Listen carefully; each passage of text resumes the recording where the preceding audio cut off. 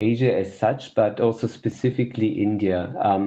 We have a structure of smallholder farming, which is quite common, and that's unique if you compare that to the rest of the world. If you look into the United States, where you have huge farms, even Europe or Australia would be a little bit bigger, and we typically have smallholder farmers as family holdings, as communities, as corporations, which have field sizes of partially up to a hectare, varies a little bit with the region.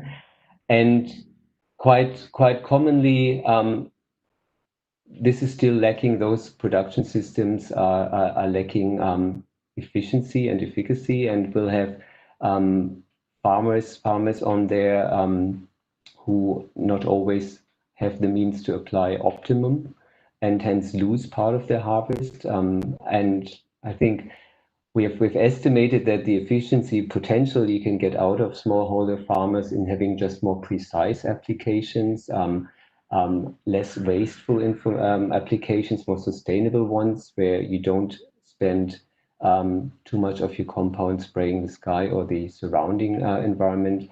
You could actually increase production up to 50%. And drones can certainly help us here, specifically in protecting the operator during the spray application while gaining efficiency. And I think we've all seen those situations when you move around the countryside and the field. If you treat, for example, rice or also others, if you have paddies here, it's quite tedious work, and it's a high risk of contamination. If you do not wear the right PPEs, you would be exposed to chemicals. It's also quite bumpy to walk through a paddy field. Hence, also the precision of delivery, of course, of our active ingredients and our products, which we bring out, varies if you step or if you don't calibrate properly, and exposure risk of the operator is high. I think I remember we had a few cases in India, thinking back to 2017 in Maharashtra, where operators were exposed unjustifiably with products which did harm to them. And again, here, I think we have an opportunity to improve that situation, specifically for smallholders. And then just in the introduction, I also learned that labor is also becoming an issue. Labor cost is an issue. We have a trend for migration into cities where we have more skilled jobs to do. And over time, when countrysides age or have a bit scarcity of laborers there in the country, again, if you move towards an automation of applications, that can really help efficiency with the farmers. And certainly, I think India has a great potential here also to leapfrog production systems, whereas, let's say, spray rigs, larger spray rigs, very consolidated fields are quite established in the United States. Those investments are very heavy, and also looking into drone technology, potentially leapfrogging this technology of very big tractors, very big spray booms for certain crops, maybe really to the benefit of the Indian farmer and also to the benefit of the respective income and safety. So what can drone technology bring to us? What can it help us with in supporting smallholder agriculture in India? Oops, there was. It can lead to a much more precise application, because you can have constant parameters of drone flight. And with that, of course, efficiency becomes higher. You can treat fields a lot faster than with manual spraying. And most of all, and most important, the safety of the operator can be increased tremendously, of getting people out of the field who are poorly protected, you could have a machine doing those applications for them with more skilled pilots flying those objects. So that's a great opportunity to be more precise, to be more efficient, and to be more safe. A great transition and an opportunity to leapfrog other technologies, as I'm sure India is very capable of. When we look a little bit into the development and into cost, to do applications with flying objects is already quite common since almost 40 years. If you look into Japan, we had RC helicopters established in the regulations and also established in the fields. Those were very much requiring very skilled pilots and very expensive. So you were looking at a very, very big Mercedes to fly those objects. Now, drone technology has become a lot cheaper. It has been adopted. If you look into some figures here from China, the land adoption of using drones for treatment is almost increasing as much as computer power every year. Further, the price of drones have dropped significantly. If you just look into the right figure here, those almost 500,000 rupees is the price of a really advanced drone these days. It's purchasable for that amount. I think just a couple of years back, the drone was about 4 times the price, so around 2 million rupees. That's the very recent development, becoming more affordable. And of course, this is a high-end drone. There's also more affordable objects around from different countries and different companies. So let's look a bit into regulations. Drone technology is new, and regulations are certainly needed to make sure that this technology can be used safely and to the benefit of the farmer and also to the benefit of the society around that. I would take you through a little bit of a snapshot of the regulations around the world in this next section. If you look into building regulations, and this is part of our CropLife Asia SOP here, there are 3 very important elements for any regulation. You have as a basis for flying objects your civil aviation law. And I understand that's already a part where Indian regulators have looked deeply in, and it is regulated already also for drones.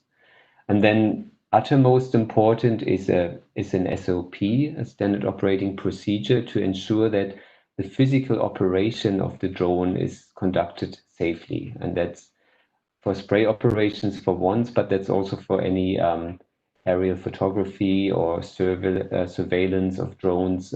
Those SOPs basically set the regulatory frame of which drones can fly at what conditions.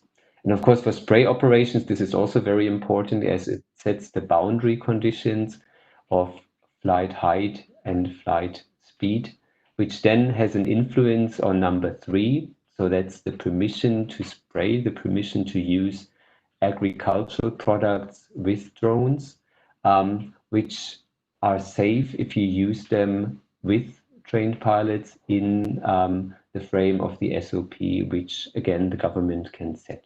So if it is certain that the drone is regulated in its overall mass, which is flying, in its flying speed, in the condition of certain wind speeds where drone flight is permissible, and regulating the operator who's permitted to fly the drones, I think then you are in good shape to look into the permission of the respective chemical spraying, which is number 3.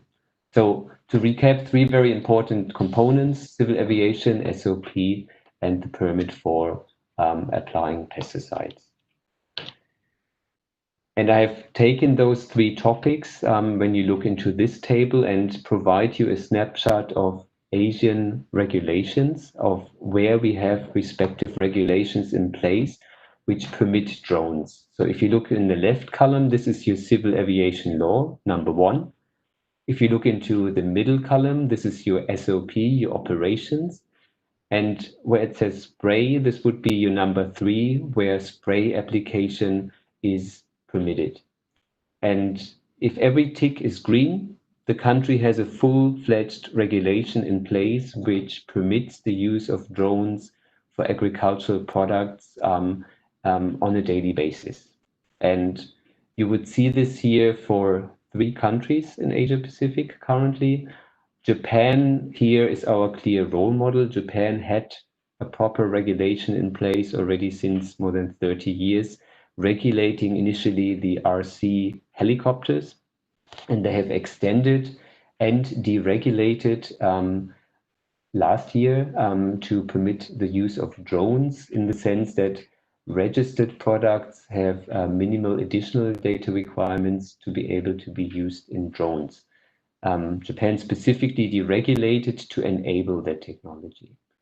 Korea is on a similar basis. The Philippines have recently published a green book where they regulate field testing with drones. You can apply for official use permits, and the process is on a good way for competition. Malaysia, label expansions to drone use are already possible and regulated. So basically, products which are on the market already, if they comply to an SOP and have proven bioefficacy, drone use of those products is already possible. So then we have a few countries like Thailand and like Indonesia, which are positive in that technology, which have tested a lot on the field, but where regulations are still not yet in place. In India, I'm very positive to see very recent developments. There was a lot of work on drafting a regulation for the locust infestation as an exemption currently, but also working on the civil aviation and the SOP, the operator part, with a lot of energy in recent weeks and months. So I'm confident also that India is moving into the direction of facilitating this technology. China has done that. You have seen the numbers, and China has a model of adopting technology and drafting regulations later. So China has clarified civil aviation done, operations done. Up to today, there is no specific pesticide regulations, as the country tolerates to use any registered products in drones as of now. Potentially in the future, there will be specific regulations, but currently this is still pending while commercialization with drones is possible. So that gives you a snapshot of what's happening in Asia. And really, Asia here is the driver, is most important. I give you an insight of other parts of the world. Just very briefly, because other parts of the world are not as advanced as Asia. The US is currently looking into or trialing efficacies for drones for pesticide applications. But as they have a very, very different farming structure, larger fields, drones were of less priority than for smallholder farming here in Asia Pacific. Brazil, I would like to highlight, has made specific moves. They have published a draft regulation now, and it's open for public commenting until the beginning of September. Other countries in Latin America and in America have not established regulations yet. Similarly, for Europe and Australia and New Zealand, Switzerland has published a drone regulations. Drone use is permissible. You can get a registration in Switzerland. The European Union has first started with a blanket non-approval, and now is looking deeply into using drones for special cultures. We have a lot of valuable wine grape growing on very steep, slopey areas, and drone use would certainly be helpful and safer than using helicopters here. So when building regulations, when I started out also engaging with regulators, of course, safety is uttermost important. So what we did also in the CropLife team and also from within my company is trying to find some answers to questions regarding regulations, which we're happy to share with regulators who are in the process of developing regulations to make sure that we address safety aspects holistically and then have a proper regulation which enables us to use that technology. Just a small recap, as we had just the number 1, 2, and 3 parts of a regulation, your civil aviation law, your operation, the SOP being uttermost important. And then it's a question of what additional data requirements do I have? What aspects are important for me from a safety aspect to take a look into? Operator exposure here, most important. What is the benefit to the operator? Human contamination is always key. Bioefficacy, of course, too, is the efficacy and is the residue situation comparable to my conventional applications, or is that any different? And do I need to take care of any off-target drift, for example, to prevent some phytotox risk to my neighboring fields? Those are important questions where we did some studies to find answers. And once those answers are there, the benefits of drones can be enjoyed. And this is certainly application efficiency. So 30 times better efficiency than manual applications. You can be a lot quicker. A lot of water saving potential. Only 3% of the water volume is used because formulations can be more concentrated. And further, the cost depends on your labor prices. Over the long run, gets cheaper. So we have some countries where the drones are clearly cheaper, even compared to spray rigs in the United States. Investment into drones is cheaper. And in India, there will be a break-even point, I think, at some stage. And very important from my perspective, as I also advocate safety and I'm responsible for safety in my company, operator exposure safety is really a key benefit of drone technology.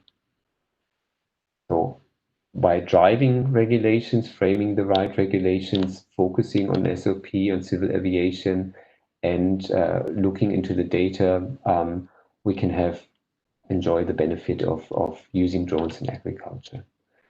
And just as this first pillar, civil aviation, I leave to the specialist, is not up for me to talk about, but SOPs from a stewardship perspective are very important.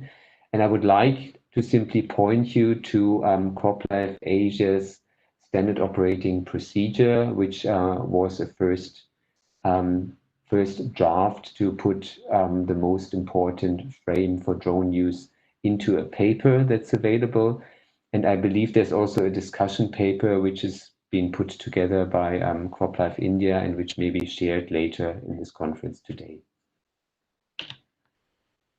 Second, we looked a bit into the other aspects of drone regulations, and I would just like to briefly introduce that to you. Bioefficacy being an important one, conducted over tests in over 50 products in a lot of different trials all over the region.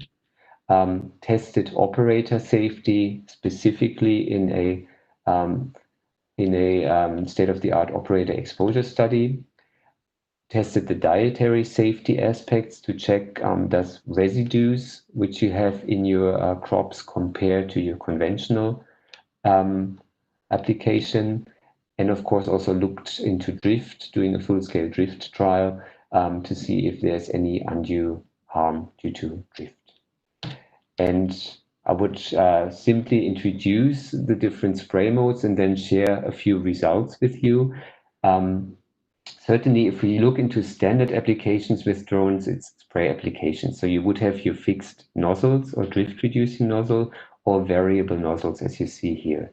And those are very much comparable to ground spraying, more or less, to backpack spraying or a spray boom. Not really comparable to aerial spraying by airplane or by helicopter, where drift is a lot larger than with this drone, specifically as you have a downwash by the rotors, which push the liquids and the chemicals downwards strongly. Other forms of applications which do not drift at all would be dripping. If you have rice paddies, for example, and you would like to apply a rice herbicide, you could drip your formulation into a rice paddy. Or it could be even dry, so you could spread granules or you could spread seeds by granule spreaders with drones, gaining some precision there. And just an overview coming back to the efficacy trials.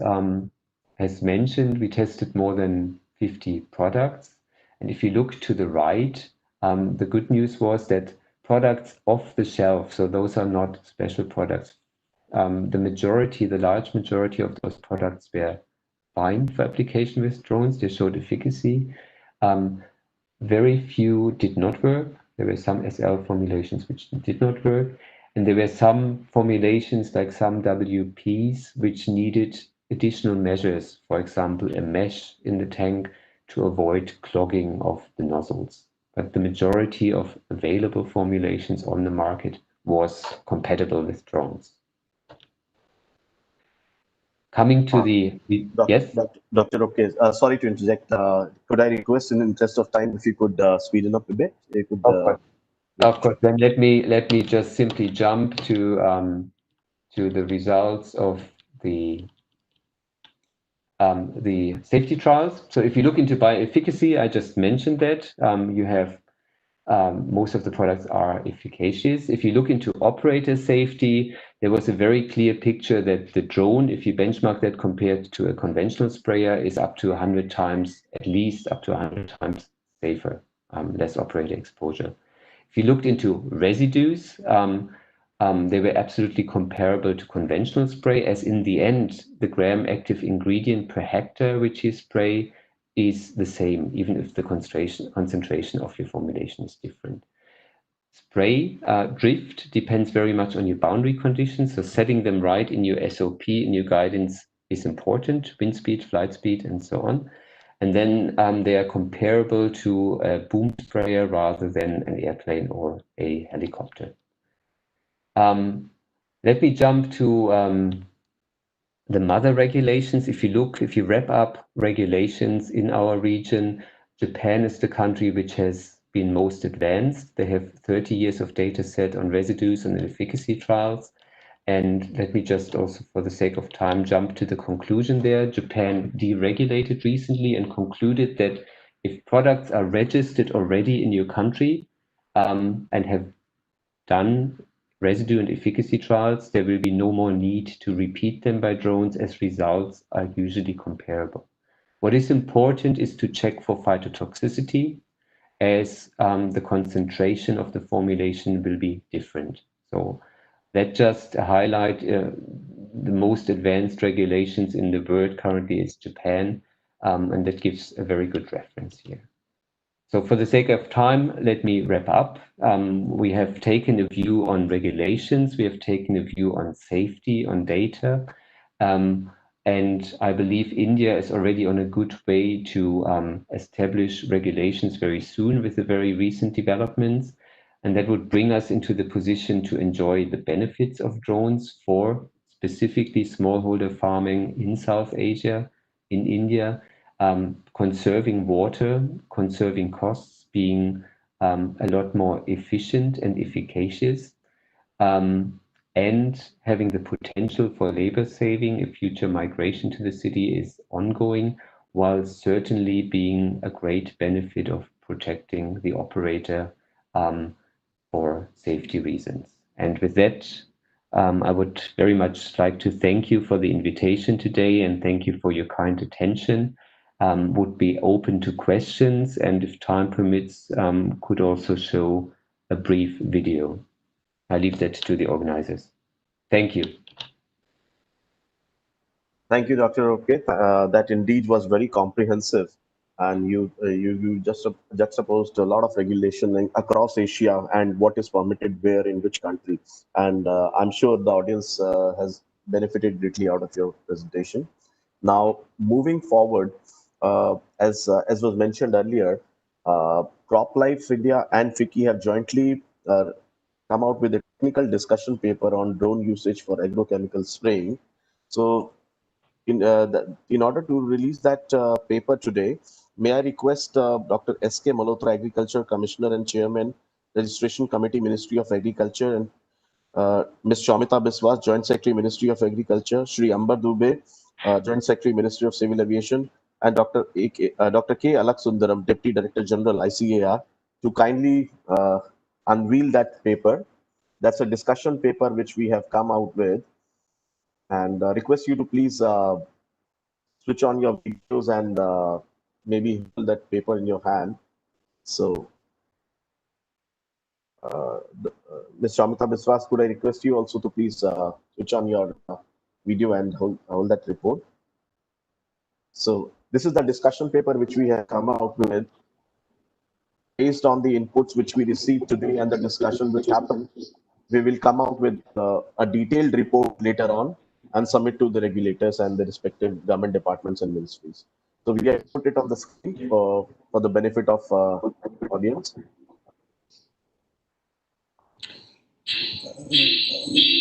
Sumit,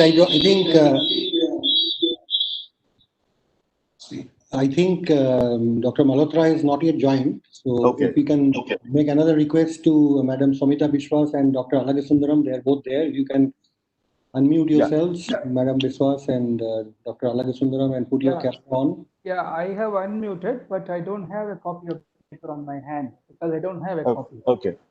So please don't mind. Ms. Biswas, if we could request you also to please share your video and I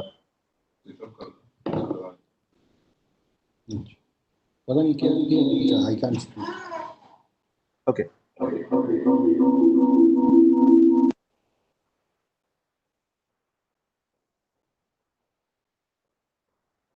So, thank you so much.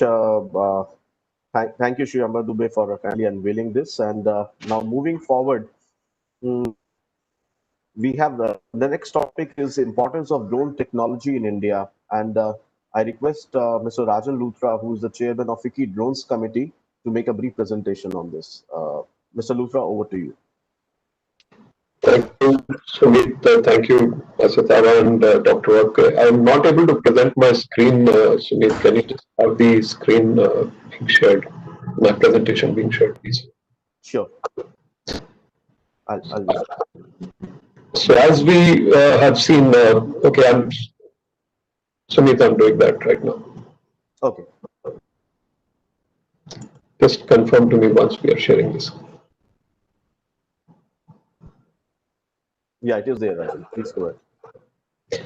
So as we just heard, drones have really a wide application in the field of agriculture, and we will be talking about that. But I will be covering a little more about the drone technology and how it is taking shape in India, and how are we really going to become the hub of drone innovation is something that we heard the Honorable Minister for Civil Aviation unveil a document on 16th of July. And as part of that, I think the key word was, let's collaborate to make India the drone hub of the world. This collaboration between the startups, between the industry, between the government stakeholders and the academia is really coming on at full speed. And we have the whole ecosystem in India now geared to make this vision come true. We have more than 150 drone startups in India. Just in context, even Israel, which was kind of the very first country to start drones maybe 30, 40 years back, has only about 200 startups in the drone ecosystem. US also had a similar number around the same broad range. We also have very significant interest from large corporates, and even from an end user perspective, all the top management is now looking at drones as a key area of technology to leverage for various applications. The figures here that I've quoted with regards to the drone industry are about 2 years old, and I think these figures will in most likelihood get surpassed despite all the challenges that we are facing around us in the economy. This is both defense and commercial drones, but I think if we look at purely the commercial drones in USA alone are expected to contribute up to $46 billion of annual impact in the GDP. And I think the opportunities for us to really leverage drones for mass benefit, as we will talk about. If we really see from a FICCI perspective, we have been kind of trying to support the industry, the startups, as well as the end users and the government agencies in coming out with various aspects of how do we ensure that the regulatory environment is supporting the ecosystem in a comprehensive. Just in this year, in the last 7 years, we have undertaken significant actions, including release of reports, including having our committee meetings with inviting most of the startups which are out there, and also working with various industry bodies and government agencies in helping this ecosystem drive forward. We've had this event which was planned in March as a physical event, but had got delayed. And today I'm very encouraged to see more than 500 participants today live on this event, gaining from the joint webinar that we are having along with CropLife. These are all made possible because we have a very encouraging environment from the government side as well, from both the minister himself down to the entire ecosystem in the government agencies has been very supportive in the last few months, and we are seeing a lot of progress being made. The same report that was released on 16th of July covered a very large amount of progress that had been made on the regulatory aspect. I've listed out 12 key points from that report here. And each of the points, while I will not read through them, but each of the points is covering multiple areas of encouraging the end users, encouraging the government agencies, and encouraging both from COVID-19 response, anti-locust operations, railway track monitoring, pipeline monitoring, and multiple other applications. We will be talking about that in more detail. But I think one of the key things that we will also hear Amberji talk about later is how this entire government enablement is really making things happen on a fast track. But I think most importantly, the regular interactions which are happening in a very formal, informal manner combined is really to understand the specific industry challenges and have very, very prompt corrective actions taken thereof. In fact, I would not shy away from saying that today, for a first time, the industry or the startups are on a back foot in terms of being able to catch up with the speed at which the change is happening. We, in the last few months, as I've mentioned, have released a couple of documents as recommendations to the government, and many of these recommendations have already been accepted. If you move forward, specific to agriculture, which, as Asitava also mentioned, there is this whole opportunity for us to double the farmers' income in India. And while the government as well as the private sector are playing a big role in making that happen, these are specifically the 5 areas where we have already heard Dr. Webke talk about pest and disease control.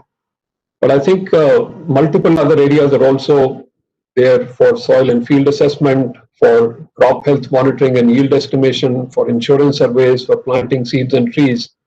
And I think it's very heartening to note that FAO has complimented India for being the first country to use drones for anti-locust operations worldwide. And I think we will keep on seeing many such first to our account in the next few weeks and months. Let me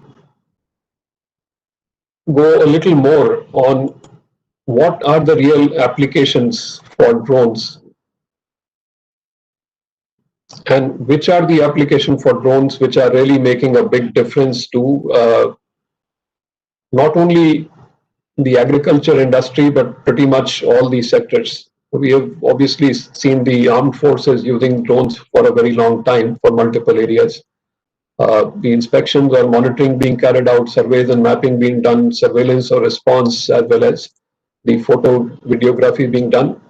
Last mile delivery, as we all know, is under trials that was mentioned in the previous slide around BVLOS trials, and some of the other experimentation is happening. once proven successful, I'm sure that will also become from yellow to green as well. The dark green color here signifies that this application is already in operation and is being used by the concerned stakeholders and industries. The light green color says that the permissions are already there. It is now up to the industry and the stakeholders to make use of the enabling technology as well as the regulatory ecosystem.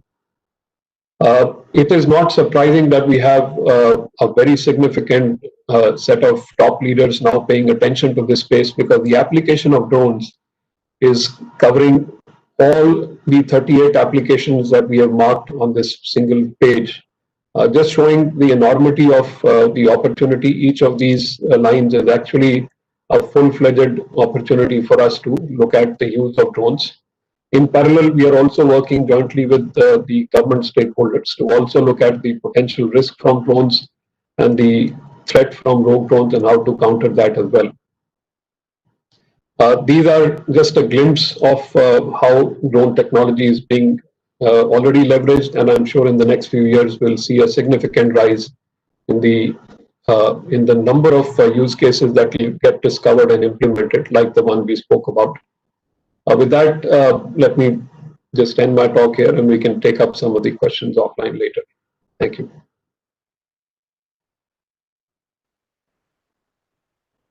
Thank you, Rajan, for sharing some of the use case application of drones across various sectors. And I completely echo, this is a time when industry is trying to catch up with the regulatory pace at which the government is moving. And just to talk a little bit more about that, it's a great honor for me to have to invite Sri Amber Dubey, Joint Secretary, Ministry of Civil Aviation, who will be talking about drone regulation in India, emerging issues. Over to you, Sri Amber Dubey ji. Thank you so much, and I congratulate CropLife and FICCI for getting this organized. I see there's a very large number of participants. 532. So a very good morning to all of you. I think this couldn't have come at a better time. Agriculture, as Rajan also, my good friend Rajan also mentioned, it's absolutely a focus area. We've seen it in the case of the locust stops and then various other quick changes that were done literally on the run within 24, 48 or 72 hours. Including approvals by a minister at late night at his home. So that just shows how much, I mean, we don't need to, in fact, even emphasize how important farmers and agriculture are to India. And I'm so happy to see that technology is finally going to the villages.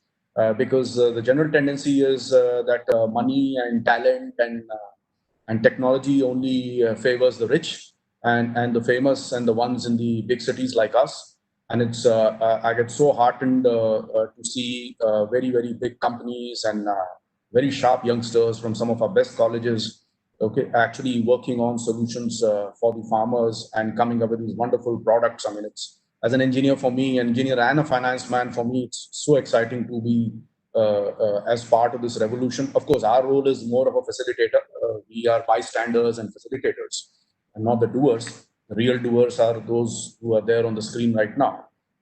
So, or I wouldn't like to give a long speech. I love the sound of my own voice, so I can go on and on for hours. I'll stop, and I would rather make it a little more interactive. Maybe Sumit or Rajan or Asitawa, if you can ask 3-4 questions, then I can tailor make my talk time around that, rather than going on and on about how great a work the government is doing. Sumit? Yeah, thank you, sir. I think I already have one question. Somebody was asking, would usage of drones, specifically in agriculture sector, would it take away the jobs? So, is it a myth, or is it really cause of a concern?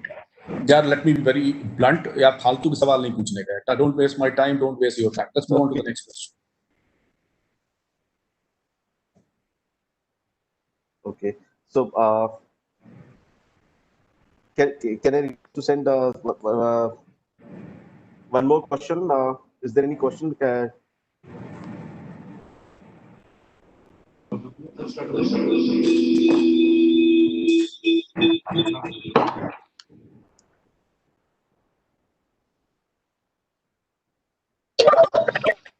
think there was a question regarding the COVID-19 outbreak, if any common worldwide accepted framework where the potential of drones can be utilized. I think so, especially Sorry, is that Raju speaking? Voice is breaking. Is it better now? Little better, yeah. So I think the question was if there are any common worldwide accepted frameworks for potential use of drone technology for COVID-19 outbreak. I think that was the question asked on the chat. Yeah, so I think many countries are doing it, and we've also given full support. As I said, we are not the doers. The doers are on the screen. All the young drone entrepreneurs, who many of them I know have done yeoman's job free of cost. In fact, because even in government during these emergency times, who can run a tender process and get people in? And in government, even for 1 rupee, if you hire someone, it can become a scam of unimaginable proportions tomorrow. So many, and I'm aware of many youngsters who have spent hours in the field at grave risk to themselves in crowd control and aerial surveillance, aerial announcements, working with police, working with health workers. Okay, so hats off to them. So all over the world this has happened, but in India, because we have unique problems and very, very congested by lanes and heavily populated places, the fact that our infection numbers and death numbers are, though of course every death is a tragedy, but our numbers, if you divide it by this huge 135 crore population, it's very, very low. Of course, we can't be complacent or too happy about this, but and drones definitely have played a big role in that. So let's go to the next question, please.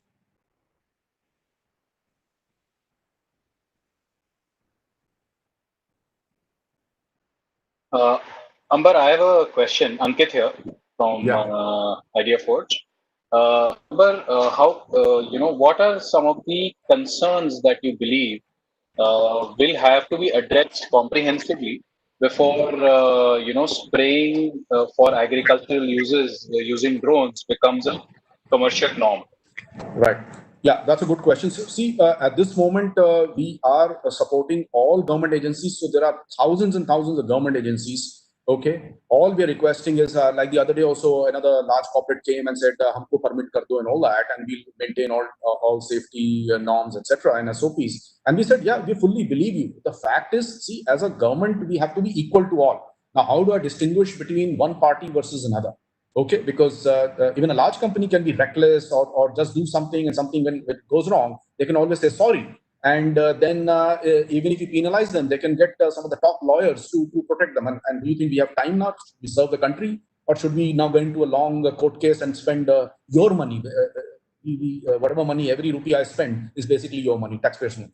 So I can get, I can also hire a top lawyer and start going after that one company which sprayed something, and something went south, and some kids or some water got polluted, or some kids got some burn injuries or some skin disease or some breathing problem in a village. And for all you know, even the villagers, they may just take law into their hands. Anything wrong can happen. People can get beaten up or lynched. Do we want this scenario? We don't. Okay. So I think we have to put some safeguards, and the safeguard currently is that we are being liberal if the application comes from either a central or a state university or a central or a state government entity. And there are hundreds and thousands of such entities. So I'm requesting all our corporate colleagues here. I myself come from the corporate background. I'm not a bureaucrat. I'm here on a 3-year contract. So all my corporate colleagues, I'll request them that just tie up, because earlier also Raja and Stava spoke about collaborations. We cannot win this war without collaboration. None of us are capable enough. So just collaborate with a local university or state government or the local agri department, and just get us a formal letter from them, class A officer or a senior professor or a dean or the university. And once they take responsibility, we'll be very happy to consider, because otherwise, from the Home Ministry side and the security agencies, carrying any payload is completely banned. It's only for agriculture that we have this special dispensation, thanks to locust. As they say, never let a crisis go waste. So we use this crisis. It was a crisis even today. I mean, there's a big request from Haryana government, and we are examining that very closely. Some 4 districts have reported swarm attacks. So we are working very fast to try and get the necessary approvals. So only for locusts we've been allowing it, but using this little opening, I think we're all very smart people on this video call. Let's use this crisis to immediately collaborate, and I'm giving you a way out. This is not stated policy, but if you approach us, I'm assuring you that we will find a way. And we have done it in the past. I don't want to pat our own backs because all we are doing is seva. We are here for service. And whatever Rajan mentioned, there are all verifiable actions, dates, and actual events. So let's just be assured that the government will not stand in the way. Both our secretary, the agri secretary, our ministers are all for technology and use of technology for precision agriculture and pesticides and spraying, etc. It's just that we need to avoid any negative development or recklessness. And the only way to get out of that at the moment, maybe 5 years down the line, we'll laugh on today in 2025, laugh on this discussion today and say, this is what we were chatting in July of 2020. But at this moment, we have to go take, as I said, as I keep saying in many such occasions, is that in India, if you want to succeed, have a grand vision, but take baby steps. If you take this I'll change the world kind of attitude, you'll fall flat. Okay, and we'll also be embarrassed as government and regulators. So what I'll request is Ankit and all the youngsters on this video call, have a grand vision. Dunya badal denge, we'll change the world, we'll be global drone hub of the world. All that is part of a grand vision, but take baby steps. So the current baby steps is there are almost 145 central universities. There are many other state government universities. There are 30 states. Each one has a agri department, and then of course we have the union agri. So we are giving you a combined set of almost maybe 200 such entities with whom you can work. We are also, by the way, also good news that we got a letter from FICCI also, and we are working very closely with them. In fact, this will be the first agri university which will get or agri research institution, which may, I mean, the file is still awaiting approval from our minister. And once that, if that happens, it will be the first such agri research entity that will get the permission. So, I mean, good things are happening. Let's just collaborate and get it done. But go through the baby step approach of going through a government agency, central or state, or one of the central or state universities. Sumit? Yeah.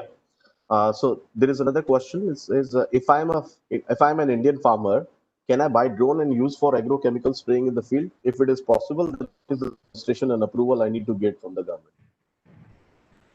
अब यार फिर से पूरा भाषण देना पड़ेगा. ये ऐसा है, आप देखो हमारे ये राजन भाई हैं और दूसरे हमारे अंकित भाई और तीसरे हमारे ये स्मित भाई ही, so I'm sure he must be on the call. Okay, so approach FICCI. I'm sorry. Approach these very fine gentlemen, very committed, hardworking people, very sharp people, and I'm sure they'll come up with some. See, ये सब बच्चों वाले सवाल ना, let's put them on a FAQ type thing. And आपका इतना बड़ा, अब इतनी बड़ी आपने इतनी बढ़िया रिपोर्ट निकाली है, इसी में एक कोई है ना वो हेल्पलाइन बना दीजिए और उसके सारे FAQs, मैं छोटा सा नादान सा बच्चा हूं, मैं कहां से खरीदूं, क्या करूं, किसके पास जाऊं, किसके पास है हाथ जोड़ूं. All this can be addressed in a FAQ. Let's use this platform for very sharp questions so that I can give you sharp answers and get back to public service. Amber, one additional question I wanted to ask was, what do you think is the current commercially scalable opportunity which has wide deployment capability in agriculture? यार पूछ लेना, IIT से होना यार, IIT वाले सवाल पूछ लिया. अब यार क्या बोलूं, 6.6 lakh villages is what we have, and I keep throwing this number. Even if 1/6 of those, maybe 1 lakh villages have enough money to buy. If they have tractors, they can definitely buy a drone, right? I mean, a tractor will be also 3, 4, 5 lakhs, 10 lakhs, whatever. And a drone will also be 2 lakhs, 3 lakhs, 5 lakhs. And we can make special purpose drones which do not have some 200 capabilities like the phone that we have. 200 capability on my phone or laptop or the PC on which I'm working. It has 10,000 apps. I use only 4 apps. Okay, so maybe there is a need for Ankit, you and your the young drone community to come up with Indian solutions for Indian problems. The farmer in those villages does not require all the gizmos and all the bells and whistles. Come up with a 30,000, 50,000, or maybe 100,000 rupee drone, I'm telling you, there are 1 lakh villages waiting for you. 1 lakh villages, and I'm not throwing big numbers. I'm a finance man and a numbers guy. Okay, 1 lakh villages are waiting for you. Okay, usme bhi, right now, you know, we are strapped for funds, and we keep talking about the Disha fund. Disha mein, A actually stands for agri, right? So maybe we can come up with a 20%, 30% scheme, because we want the villagers to definitely put some money. Anything given as khairat or free or charity is never respected. Okay, it's like free water or electricity. So if they put up a 20% or 30% margin money on a 1 lakh rupee drone, 70,000 comes from maybe good, well-meaning people, charitable organizations, NGOs. Government can also put in some 10 or 20%. ऐसा कुछ हम लोग है ना, FICCI. This is the sort of real discussion we want to have once this conference is over. You know, with FICCI, with the Drone Federation, with the Agri Ministry, that we come up with some kind of a corpus through which, you know, government can put in 10-20%, the others can put in some remaining 40 or 50 odd, and the village, the panchayat, can always put money together and put in the remaining 20 or 30% margin money, so that they own the drone. It's not given as a toy. वो 2 बार उड़ाया, गिर गया, टूट गया, पड़ा हुआ side में. Okay, so if a village can afford 3, 4, or 5 tractors and a harvester combined, definitely he can get a drone. So, sorry for giving such a long answer to a short question. Your question was, what is the commercially scalable? I would say 1 lakh villages is your scalable number, and the 1 lakh can easily become 3 lakh villages. Okay, I mean, let's be practical. Not all 6.6 lakh villages will be able to afford a drone. But even if 1 lakh drone, especially starting from the rich states, like Western UP, Punjab, I mean, where like your mooch, you flaunt your tractor. Okay, just because Baljit brought it, so Manjeet has to buy a new tractor because Baljit just bought a new tractor. So that kind of, those are the places where we have to reach out and bring some youngsters, train them, show them the power of the drone and how it can actually increase precision agri and better results. Because ultimately it's all about cost and benefit. At a lower cost, if he gets higher benefit more than the cost, he will be a convert.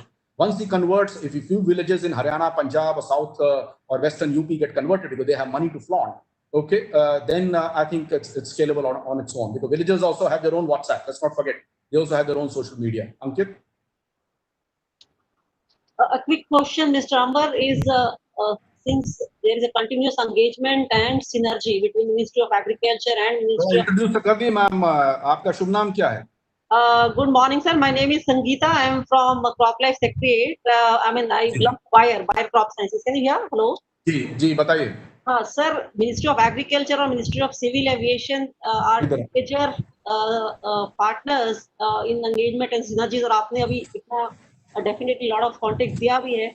So how do you advise and see the role MOA or DGCA along with MOAF in collaborative ecosystem to enable this drone application technology in agriculture and specifically for crop protection, sir? मैं समझा नहीं, आपने बड़ा consultant वाला सवाल पूछा है. I didn't get the specific. मतलब मुझसे क्या जवाब चाहिए आपको? Sir, एक collaborative platform, do you foresee or what is your guidance between Ministry of Agriculture or Ministry of Civil Aviation के अंदर कुछ बना सकते हैं? Okay, got it. See, collaborative platform, paradigm shift, ये सब है ना. In my consulting life, I used to use these words a lot. But है ना, धंधे की बात करते हैं. जब लोकस में करना था तो मैंने बताया ना, 20 मई को एग्री की चिट्ठी आई थी. अतीश भाई हमारे, अतीश चंद्रा जी वहाँ ज्वाइंट सेक्रेटरी, और उनकी 20 मई को चिट्ठी आई थी. 20 की रात को मंत्री जी के घर भेजी गई, 8 बजे रात को उन्होंने साइन किया, अगली सुबह 9 बजे हमारे पास आ गया. ओके, और उसके बाद दोपहर तक हमने इशू कर दी थी 21 मई को. ये these are all in the public orders, they are all on our website. So we don't need any platform, we don't need any collaborative platform. We pick up the phone and speak. We are all brother ministries, we are all public servants. You are the public, we are the servants. You pay my salary when you pay your taxes. I hope you paid your taxes on time. So sorry for sounding a little confused, because I'm confused with this question, because there is no collaborative platform required. एक ये जो webinar हो रहा है, this is also a collaborative platform. You have every senior person from the industry, regulators, and the government on this collaborative platform. This is both collaborative and a platform. तो कितना time लगा? एक WhatsApp आया था कि भाई ये 10:30 बजे आप थोड़ा टाइम निकालिए, उन्होंने टाइम निकालिए. So as I said, let's avoid big words. Let's just do धंधे की बात. फार्मर की सेवा करिए, टेक्नोलॉजी और उसको लाइए, उसका जो बेनिफिट है should be more than the cost applied to the farmer, and पैसा ही पैसा कमाइए, खूब बनिए, सब अंबानी बनिए भाई. अंबानी जी के कुछ दोस्त लोग हैं भी इस कॉल पे. खूब बनिए, खूब पैसे कमाइए. We are here to help you, because every time you make money, we make 18% GST out of it. And when you pay salaries, we also get income tax out of it. So we are also your partners. We don't need any platform to collaborate. Any great idea, send us a WhatsApp. In fact, many of the Dronacharya bolte hain ki hamara WhatsApp group hai with all these young and it's a very exciting group. Subah uthte hi sabse pehle main Dronacharya group mein padhta hu. So there are always lots of nice stories, latest development. जो Germany में हुआ, Israel में ऐसा हुआ, Japan में किया. लड़ाई झगड़े भी होते हैं, हमारा समुद्र मंथन भी होता है उसमें. और उस लड़ाई झगड़े से भी कहते हैं ना समुद्र मंथन से. I know there are some foreigners here, so maybe I'll just speak in English. So from that churning comes wish, which is poison, and after the wish comes also a lot of amrit. तो वो it's a very exciting group that we have, and उसमें बहुत अच्छे ideas आते हैं. That is also a collaborative platform. Any good idea उसमें जो आता है उसको immediately within we debate, discuss, decide. We allocate work amongst ourselves. So a lot of our work immediately, if it's a good idea, we give it back to the drone entrepreneur. Somebody amongst the entrepreneur group takes up, okay, मैं इसका note बनाता हूँ, कोई ये बनाएगा, एक presentation बना देगा, एक वीडियो फिल्म बना देगा. तब तक पीछे से हम यहाँ शुरू हो जाते हैं. मैं इस मिनिस्ट्री को लिख रहा हूँ, मैं उस मिनिस्ट्री को लिख रहा हूँ, मैं रेगुलेटर को लिख रहा हूँ. इस तरह से करके we are trying to ultimately we are measured by, as our honorable prime minister says, NPV बोलते हैं ना, हमारे फाइनेंस में बोलते हैं NPV, net present value. हमारे NPV has a different meaning. It's called numbers, photos, videos. Ultimately, whatever buck we do has to translate into NPV, numbers, photos, videos, because इन्हीं तीनों पे आप झूठ नहीं बोल सकते. वैसे तो I can go on and on saying कि हम तो बहुत we are working very hard, but what's the point?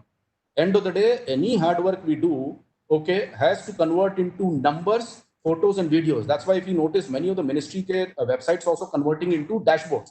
If you come to the MOCA site, it's completely different from the website that I saw for the last 20 years.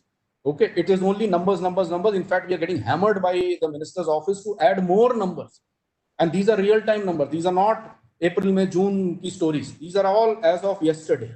Every day, every day, the data we get from multiple sources. I also, by the way, I also look at IT. So the website comes on my responsibility at the moment. So every day it is being updated.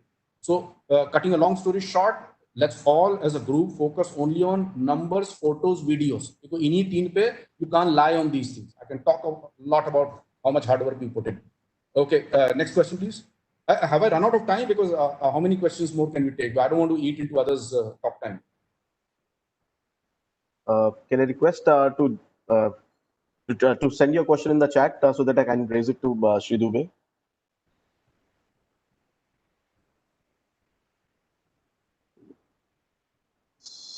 Sir, this is there's a question, but again, it looks like a technical one. I'll just read it out in case you would like. But it looks like the too technical don't ask, because I'm the least technical. I have no shame in making public display of my ignorance and say IDK. I don't know. Okay, sir. Sure. And so policy related कोई हो issue ऐसा there is one. Smith Shah कहाँ है? Smith Shah है क्या? Smith Shah, is he there lurking somewhere? He's the most naughty guy. No, he's not on the speakers list today, Amber. So he's not a part of the direct coalition. Okay. Ankit, आप पूछ लो last सवाल, फिर I don't want to eat into other people's time. Right. So I think the last is that in terms of timelines, do you have any visibility of how can we progress in trying to work closer towards exploring this? So mainly working on the whole background concerns that the ministry has and everyone other ministries also have regarding this entire aspect of spraying, because that's the key agenda for today's discussion. If we can have any thoughts around that, that will be really helpful for the audience. That's a good question, but I wish I had a crystal ball. Time कुछ नहीं, देखो ये तो evolve होगा. You also know whatever we've achieved in the last maybe 6-7 months with your support, okay, and from FICCI and various other well-meaning people, and support from our brother ministries. It's all evolving because see, our objective is the same. Our grand vision is to become the drone hub of the world. It is to become an agriculture power. In fact, as a country, we want to be a superpower, something we should have become maybe 500 years ago. But all those are grand visions. Grand visions will not happen. It's like climbing the Mount Everest. You don't look at the Mount Everest when you climb Mount Everest, otherwise you fall flat. So you take every next step very carefully, and every blizzard or every wind or whatever comes, you might even take 10 steps upwards and then take 20 steps backwards just to save your life, if you have to reach Mount Everest. So taking that simile forward, yes, we have to evolve this because there are huge concerns about, that we have lots of law and order issues here. there's a lot of, I mean, I don't want to use this platform to go into some of the things which I read and I get in my secret files. Okay, there's a lot of concern. Okay, and every day there are drones crossing. I mean, you're working with the military, so you know some of the stuff that I'm referring to. Publicly, it's known that about 3 weeks back, BSF did shoot down a Pakistani drone with an American gun and some 6 Chinese hand grenades and 60 live rounds, etc., etc. So there's a drug smuggling. I mean, just imagine, drugs have the highest price to weight ratio. I mean, I can, in your small drone in the name of agri, I can put maybe just 1 kilo of some of that banned drug. I don't know what the market rate is, 2 crores, 5 crores, or 10 crores. I just do 5 such transactions and I can retire from the government and have a very cozy life somewhere in the Caribbean. So, see, there are lots of issues. So, carrying payload is a banned activity. Just for locusts, we gave a conditional exemption to Agri Ministry and to the governments of Rajasthan, UP, Haryana one is currently under in process. So it's a very, very restricted one. And as I said, yes, we will consider positively. We can't make public. I mean, this is not a stated policy. We can't just state it on a public platform just like this. So, but we will be very, very supportive. You come to us, but it's just that you have to come with a backup of, I know I'm being repetitive for the 4th time, with a central or a state agri department, or with any of these central or state universities. There are 145 plus central universities, and state universities might be maybe another 500 odd. Come with any one of those, okay? We'll just scrutinize, examine the papers, maybe make a few phone calls, and we will be issuing you the permission. At least we'll try to give you permission very fast. We'll not sit on it. In fact, even for Locust, the 5 companies, 5 drone companies, which are given an order in just 9 days, they got a work order without any tender, based on negotiations and discussions over phone. Okay, they were in 9 working days, not 9 working days, 9 calendar days, including weekends. They got the work order sitting at home. Because in lockdown, they were all sitting all across India. This happened around the 6th of June. It was a Saturday, I remember. Late Saturday evening, 5 companies, 5 drone companies got 5 work orders of 25 lakh each, sitting in their homes. We hadn't even seen them. It was all based on paper submissions, emails and phone calls, and long arguments and discussions and logistics planning over phone calls. They never even came to Delhi. I mean, I keep hearing, you have to go 20 times to Delhi, 30 times to Delhi, and do all this dua, salam, namaste to people, make them feel important to get your 2-line approvals and chitti. This was a work order given without a tender because this was a national emergency, sitting at home. People got it at home, and from there they were told that by 9th night you have to reach certain districts in Rajasthan. 5 districts were allocated to the 5 companies. All this has happened. It's all recorded. It's all known. All this is verifiable information. So I think this should give you the confidence, because we can only talk about facts and figures and measurable facts. So this is a measurable fact. We've given it in the past. Why would we not do it in future? Please come to us by email. No need to come to Delhi or do dua, salam, namaste, make us feel important, praise us, admire us. Don't do anything. And you don't have to pay a penny. An email doesn't cost anything. You don't even have to send a registered letter. Just send us the emails, just send us the documents. We'll do our own examination, verification, and some calling left, right, and center. And if everything is kosher, you'll get your permissions sitting at home. Thank you so much. Thanks a lot, Amber. Sumit, please. Thank you, sir. Thank you for addressing some of the questions. I know some of them were technical, which I did not raise. But what we will do is, post today's discussion, we'll create a comprehensive report, and some of the pointers which emerge out of it, we'll come to your office and discuss with you, seek your further advice and guidance, and take it forward. And thank you so much for kindly sparing your time. Whatever you send, Sumit bhai, whatever you send, not more than 2 pages. Not more than 2 pages. Sure, anything more than 2 pages, not read it. Not read, actually. Sure, sir. Sure. We'll keep that in mind. Okay, sir. Sure. Thank you so much, sir. Thank you for joining us today. Yeah. Thanks. So, moving forward, now I request Ms. Shomita Biswas, Joint Secretary, Ministry of Agriculture and Farmer Welfare, to share her perspective. She'll be talking on use of drone application in agriculture, regulators' perspective. Requesting you, Ms. Biswas, to kindly share your perspective. Over to you, ma'am. Can you hear me? Yes, ma'am. Yes, ma'am. You are audible. Yeah. So I think regulator perspective, at the outset, I would like to thank Crop Life India for having invited me in this webinar. It's a really learning process for me as far as drone technology is concerned. At the same time, I have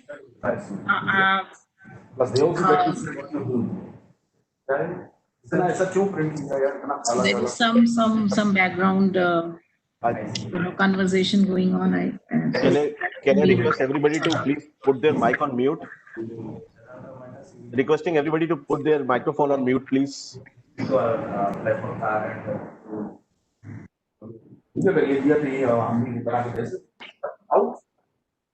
ICT, Indian Coast Guard is military.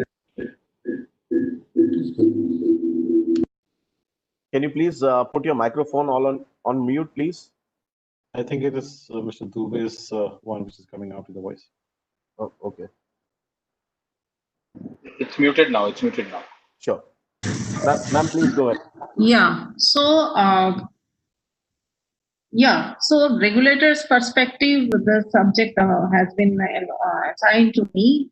I think regulators' perspective have already been covered by Mr. Dubey, because basically Civil Aviation Ministry is the authority ultimately looking at the regulation aspects of drone use of drone.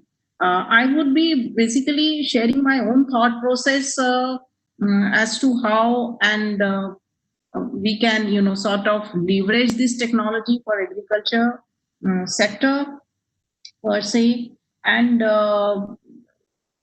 at the moment, I've also had a discussion with the expert committee, which is preparing a report on the drone technology and pesticide use of pesticide, and they are in the process of finalizing that report.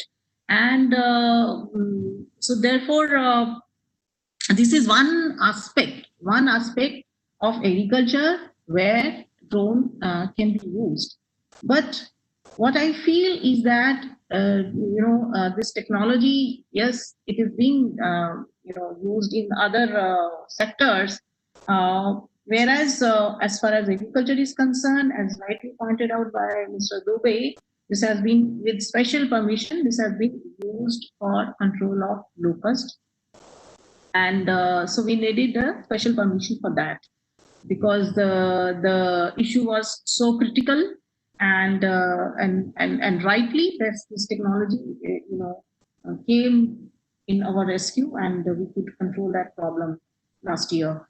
So now but I would like to say that yes, this is one application of drone as far as agriculture is concerned, but there are other aspects also where probably we should start working on, because what I learned from different experts and fora, that there are areas. In fact, the PwC also has made some analysis on that there are areas where drone technology can be used besides use in pesticide spray. So, for example, and when we are talking about doubling of farmers' income, we need to take into account all kinds of inputs, including pesticides. Pesticide is important, but there are other fields where the drone technology, if used, then definitely farmers probably can be benefited. So which category of farmers can be benefited, how they can be benefited, that we can discuss later. But let us, as a little bit, maybe many of you probably are aware that kind of technology which other countries are using drones for, and in India also it can be used for, provided we have that kind of drone based technology, drone mounted technology, if those kind of technology can be developed. One is that soil and field analysis. If this kind of analysis, drone mounted technology is used, drone the useful in planning seeds, planting pattern, and soil analysis can be done, and soil analysis through the data provided by the drone-enabled technology. So this can definitely help us in irrigation, the level of irrigation, the quantity of irrigation, and nitrogen level management. It also can help us in nitrogen level. And then second area could be in the agriculture could be why I'm saying that industry should also start thinking on those areas of agriculture. This is the high time that we should start thinking on those lines. Second is the planting, that there are, in the planting also, if these systems like what PwC has, analyzed that 70, if the startups can create drone planting system that can achieve an uptake rate of 75% and decrease planting cost up to 85%. And these systems shoot pods with seeds and plant nutrients into the soil and providing the plants all the nutrients necessary to sustain life. I agree, it may not be possible for all farmers in this country, but as rightly pointed out by Mr. Dubey, there could be some farmers, definitely out of 12 crore farmers in the progressive part of India, they can individually also can, probably procure such technology. But there are ways and means to help the other small and marginal farmers also that we can, I can come on at a later stage.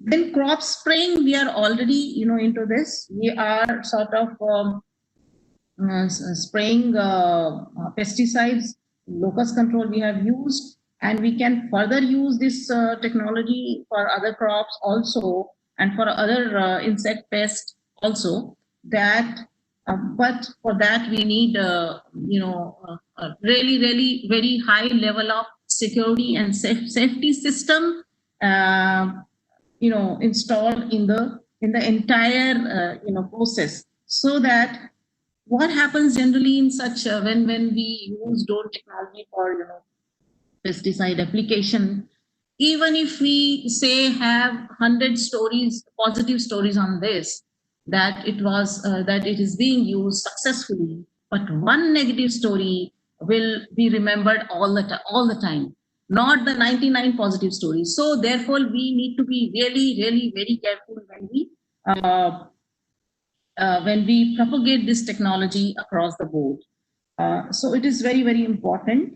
And then there is another area of agriculture, probably drone technology we should be working on, is crop monitoring system and developing crop monitoring system. There are, time series animations can show the precise development of crop and reveal production inefficiencies.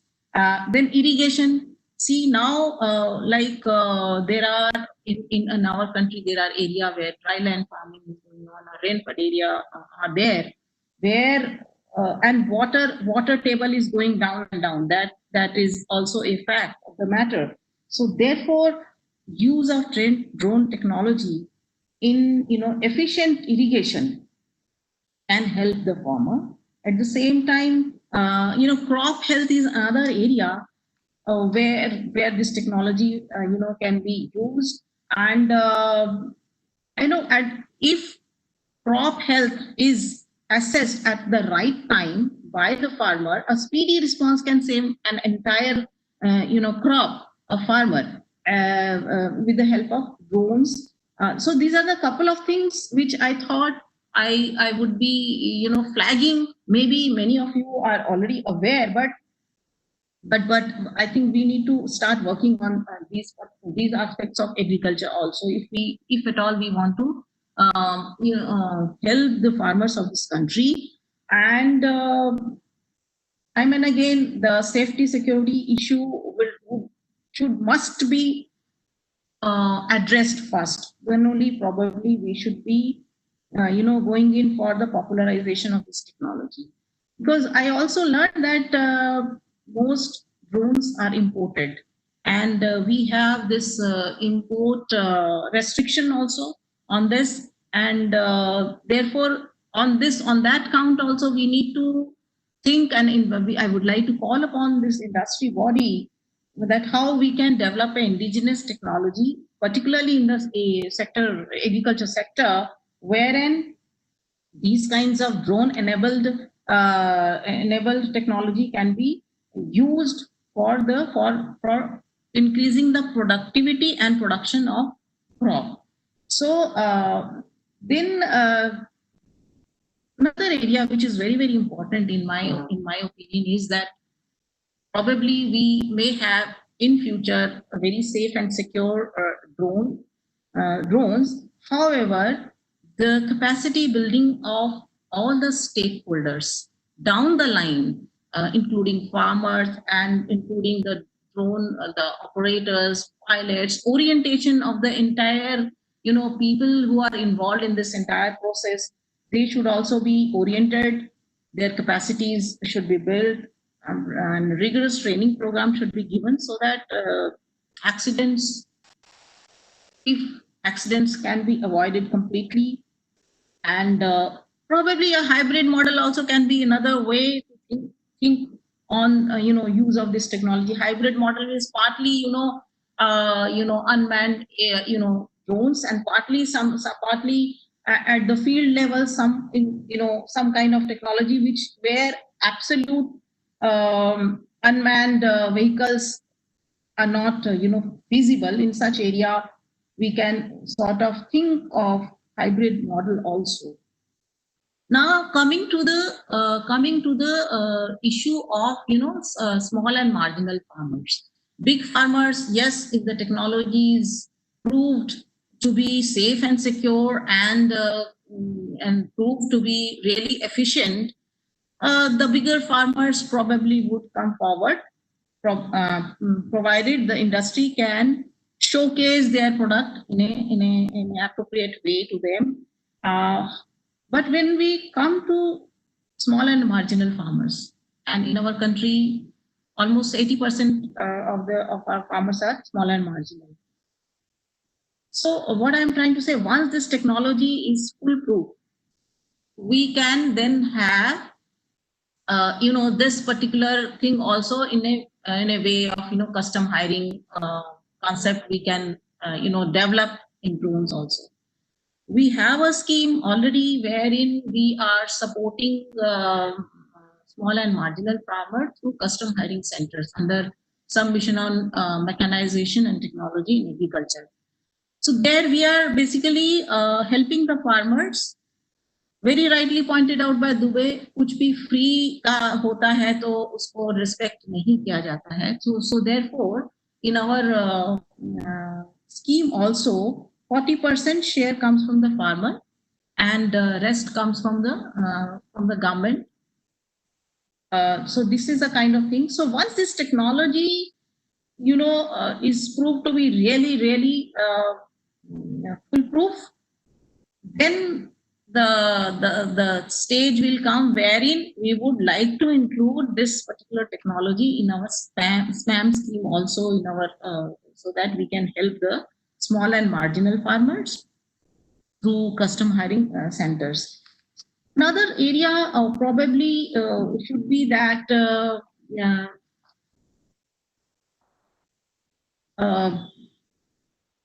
could be that, yes, one area which we are probably lacking and lagging as compared to other countries is the research and development, because still lot of research and development is required in this, lot of investment is required in this particular aspect, so as to make this technology used in more, popularize and make this technology, applicable for the agriculture sector. So this is one, and I would call upon the industry body also that they should also, take up the, work of research and development along with the government agencies, government institutions that are there. If at all we want to, have our own indigenous technology. So these are the some of the thoughts I wanted to share with you all. And with those words, I end my talk. And I again thank you, Crop Life India, for having invited me here. Thank you.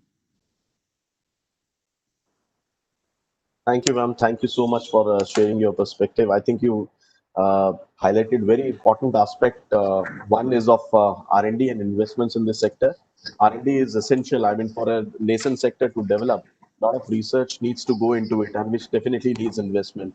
And as an industry body, FICCI and Crop Life together, we would definitely take steps in that direction and try and enhance and work jointly with your office and with Ministry of Civil Aviation to enhance further research and development in this country. And the capacity building part, which you also highlighted, ma'am, that's equally important. And with those words, I thank you once again on behalf of FICCI and behalf of Crop Life for kindly sparing your time, sharing your vision with us. At the end of the program, after the program, we'll come to your office with some of the takeaways from the discussion and seek your further guidance to take it forward. Thank you so much, ma'am, for kindly joining us today. Thank you. Thank you.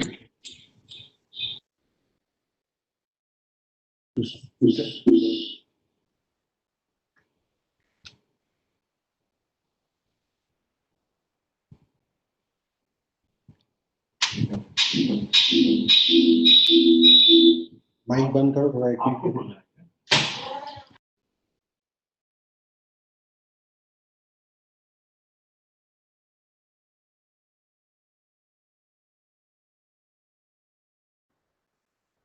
Mr. Manoj Lingeri? Yes, I could hear you. Mr. Asitwar. Please request you to please deliver, Mr. Manoj Lingeri, I request you to deliver the vote of thanks. Okay. Yeah, good morning, everyone. Dr. Malhotra just joined. Can I ask Kasitawa to formally welcome him and have a few words from him? Hello. Yeah, thanks, Manoj and Malhotra Saab. Thank you very much for coming, and I believe you have been attending from the very beginning and patiently listening to all of us. Thank you very much for joining. We also had Dr. Alagasundaram, who also joined a little later, so welcome to him as well. And we look forward to hear both of your perspectives a little later. Manoj, please go ahead. Yeah. Good afternoon, everyone. On behalf of Crop Life India and FICCI Drone Committee, I would like to thank all the speakers now. To start with Dr. Bjorn Rocky, who is the head of regulatory affairs in Singapore, for giving us the overview on the regional or the Asia Pacific use of drones as well as in global. He also talked about the use of drones, need of drones for use of pesticide application, how suitable it is for the Asia Pacific countries, especially India, because of the small landholding farming, the advantages it offers, mainly the operator exposure, the efficiency it brings in, the precision which it provides for agriculture. So these are the key benefits which he brought in. He also touched upon the regulations for pesticide applications in other countries, starting with Japan, and how the regulations have evolved, and the need of, say, based on the available information, the use of drone can be really comparable with the knapsack sprayers, and available formulations are fit for use. So he emphasized on those regulations. Thank you very much, Bjorn, from Crop Life India and FICCI Drone Committee on this.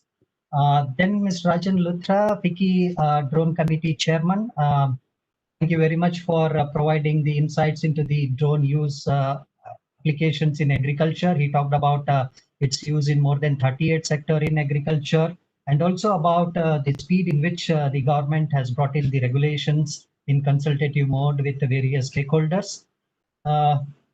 Thank you very much, Sri Ambesh Dubey sir. This is really a passionate words. I can't say it as a speak, but a very passionate words for the entrepreneurs and the corporates on how do we look at the situation, your advice on having a big vision and taking a baby steps, and your advice on having a collaborative approach with the state universities and the state governments for taking this technology forward, considering the risk associated with it, and the support extended by the government by way of an fast tracking of drone use for locust control, which very much appreciated by FAO, which thanked India for using drones, making the drone use possible in drone application, and your encouraging words for the entrepreneurs for taking this technology across the various villages. You talked about 6.6 lakhs villages, and opportunity is waiting in more than 1 lakh villages to start with. And your support, your encouraging words for the support for taking this technology forward. So thank you very much on behalf of CropLife India and FICCI, sir. Can I just have a quick word? Thanks for the kind words. I lost my cool at one of the questions. I just want to publicly apologize for doing that. I shouldn't have done that.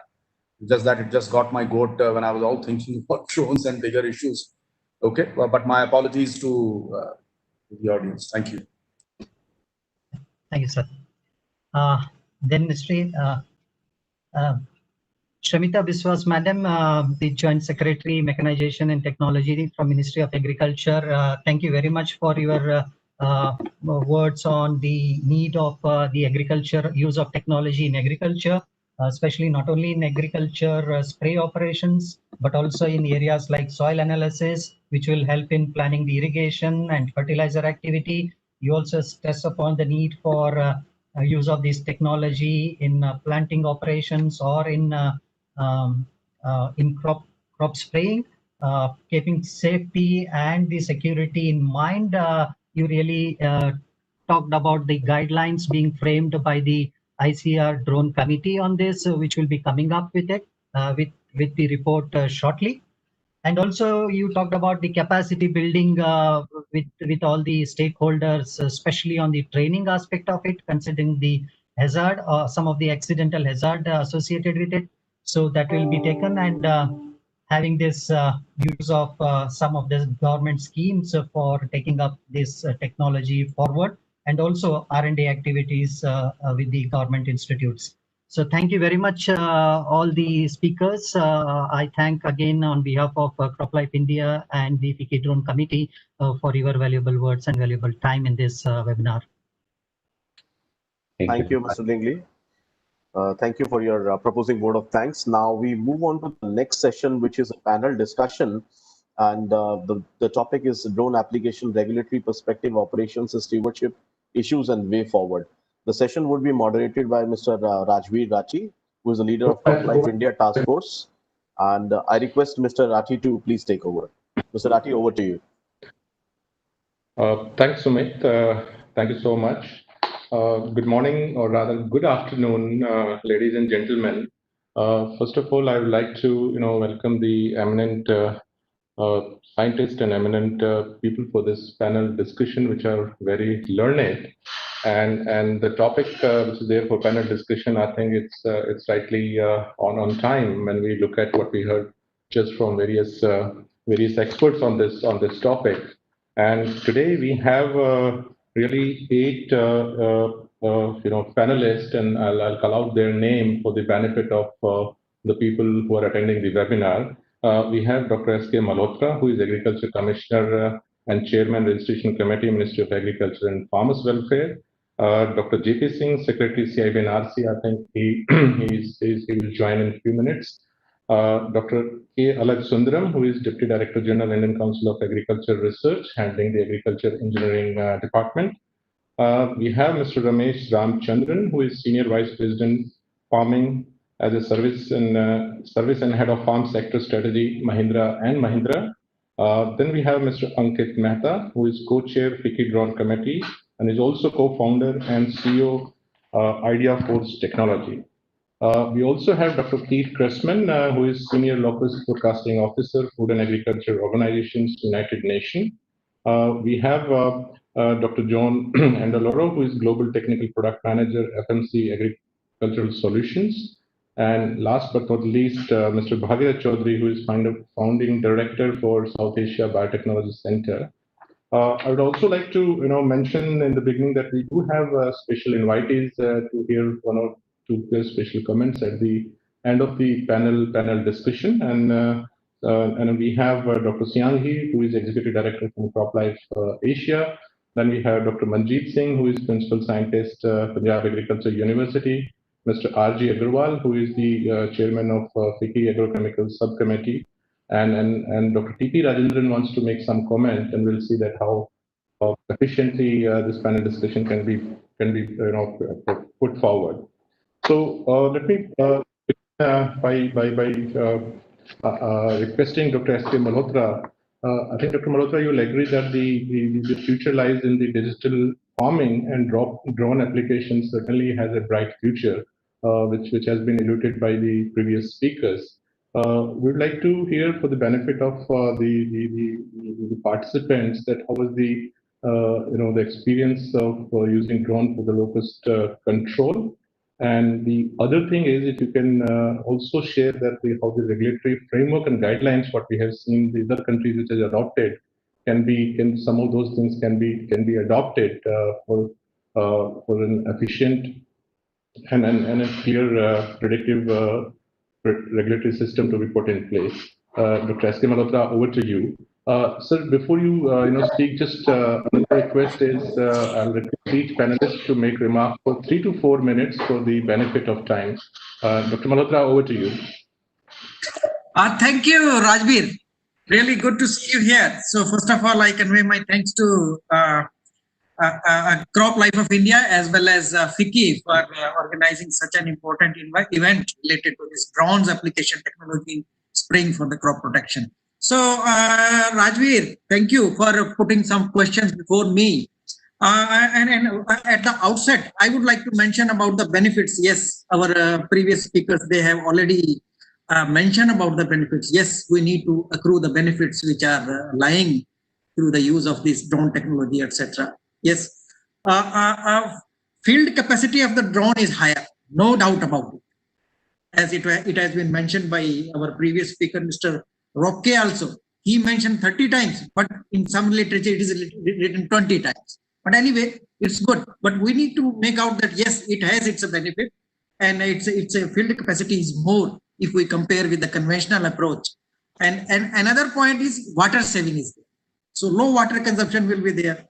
So no doubt about it. So this is the first question which you mentioned about the benefits. And I think we need to take benefit of this new technology, this innovative technology, and we can immediately control the menace. So because this is locust is the latest example I'm saying, and it has occurred at the very large scale.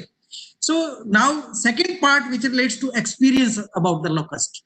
Yes, locust entered our country, and after 23 years, I think the first time we are experiencing at a very, I should say, in an aggressive way, it has come, and it has posed a great challenge before us. And not only Rajasthan and Punjab, now it has, even it went to the other states also. So, and apart from this locust, we have some other problems also. This invasives. All army worm is there, one example. Spilling rugose, whitefly is another example. There are several viruses also there. So invasives are also now posing great threat to us. So here, this drone technology could be very effectively used. This I believe. And again, it is a challenge before the regulatory system also, regulatory authorities also, that how we can further fine-tune the system. Because there are several questions which are posed before the registration committee, even which I chair. So registration committee, we discussed this matter. I remember I have discussed this matter several times with the industry also. Rajbir is available with us. Sangeeta is also available with us. Raju Kapoor. We discussed this matter several times, and even through video conferencing we discussed. Then one point was that product compatibility to the drone spray. That was the point. Do we have products which are compatible to this drone spray? Then further, we need to develop the standard operating procedures, which Mr. Roque also mentioned about this. So there are several informations which are available worldwide. So we need to see that how we can adopt them. And this matter was also discussed in the registration committee. Then experts, they also mentioned that yes, bioefficacy is needed. Bioefficacy informations are a lot of bioefficacy information. Then this maximum residue limit informations are available for our conventional spraying system. But whether those could be used as such for drone technology when we use them for spraying purpose. So will it be applicable?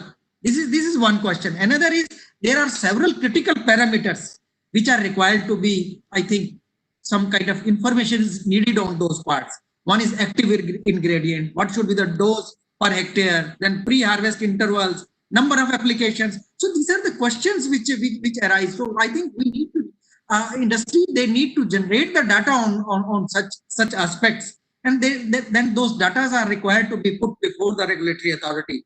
And then do we need to have a separate bioefficacy data? Several products are already available, but how we can do this? I remember recently as a chairperson, when this use of this drone technology and helicopters were came into the picture, then that issue was brought before the registration committee. Then registration committee gives a formal approval that yes, we can use it for pesticide application. This permission was granted by the registration committee. Later on, then another point was related to this ultra low volume pesticides. This also we approved.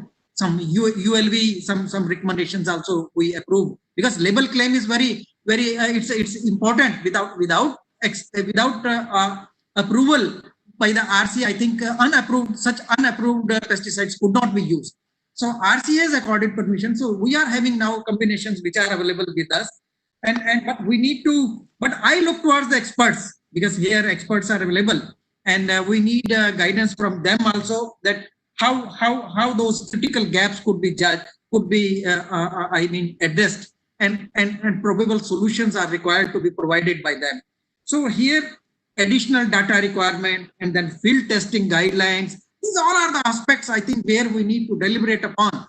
And we are also on the way to standardize the system so that we could register such products which are compatible to the drone spray system. So these are few of my viewpoints, and I think I'm keen to listen some other experts also. We would like to gather the knowledge, and we will act accordingly in our regulatory system while providing the permission.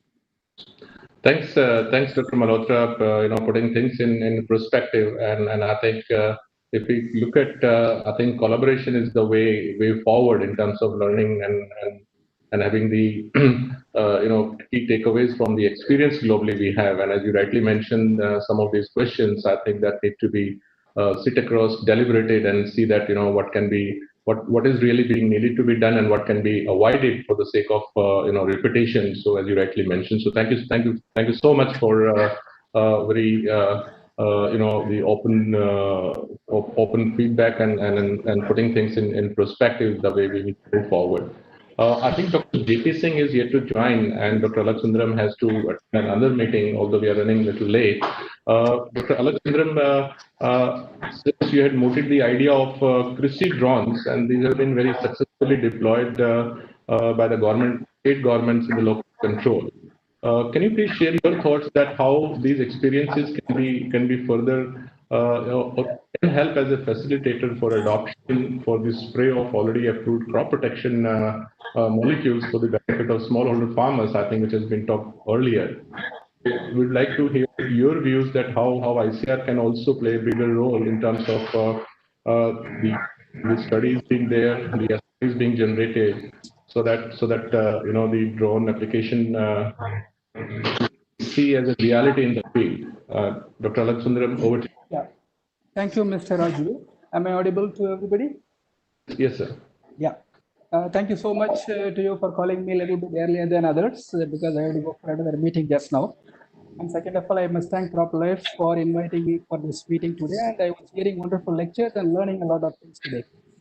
And one thing I like to mention today is, like Mr. Dubey said, 5 years down the road, we will be laughing that we had all these discussions, what we had today. It will be like, the technologies are, when the new technologies come into existence, then there will be a lot of new things that we'll be discussing. But after a certain time, we will think that they were all very small. Like the computers came in 50, 60 years ago, we were talking too many small things about computers, but it is all irrelevant at the moment. Similarly, drones will really, whether we like it or not, drones will become part of our agriculture system in the future. Because of number of reasons. Number one is drone application is much safer than application using knapsack sprayers or any other ground level sprayers because it affects the spraying man. Second of all, as Mr. Malhotra rightly said, there is a lot of water savings also. Not only it is more efficient and it is time-wise, it is very quick. There is 30 times more quick or 20 times more quick than people find out what is happening in India. So there is a great number of advantages that the drones will have for India to use in India. But we have to be prepared for having our drones in our agriculture field. What are the preparations that we need to do are quite a few things. Number one is, first of all, manpower training.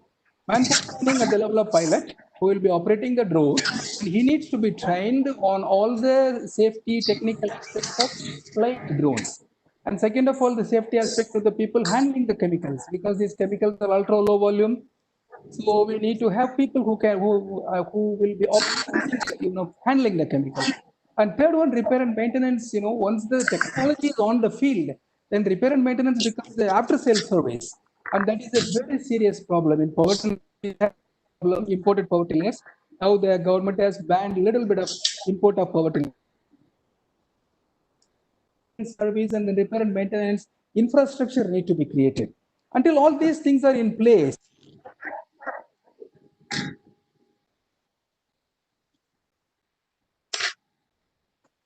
so therefore, it is important we create the infrastructure before we really go for a large scale multiplication of drones in this country.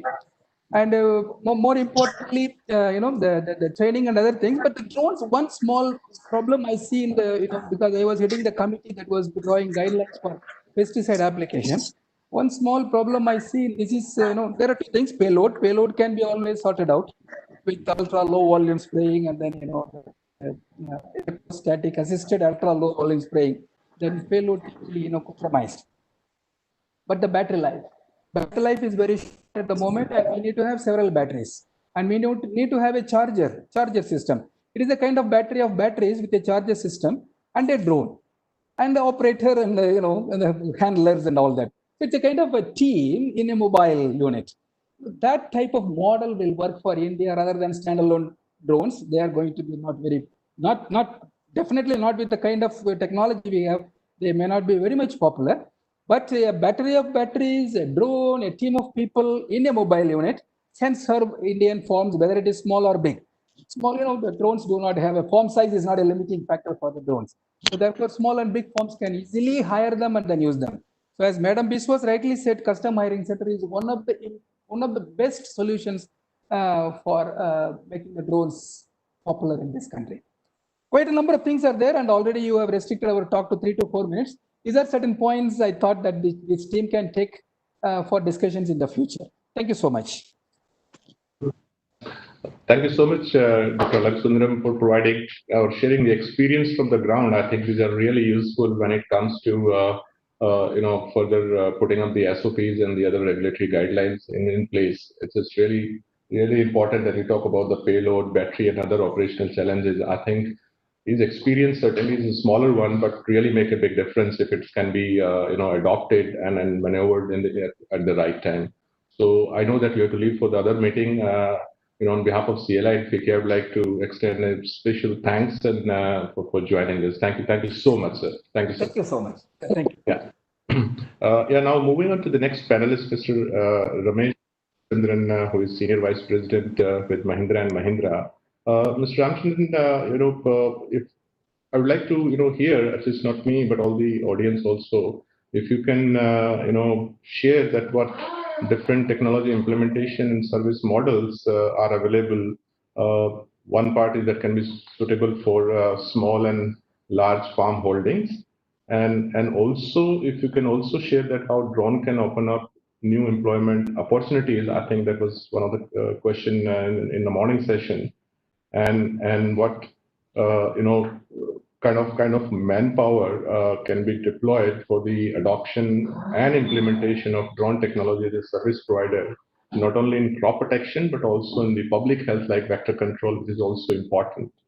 So Mr. Ramchandran, over to you. Hi, am I audible? Yes, sir. Okay, well, thank you very much for the introduction.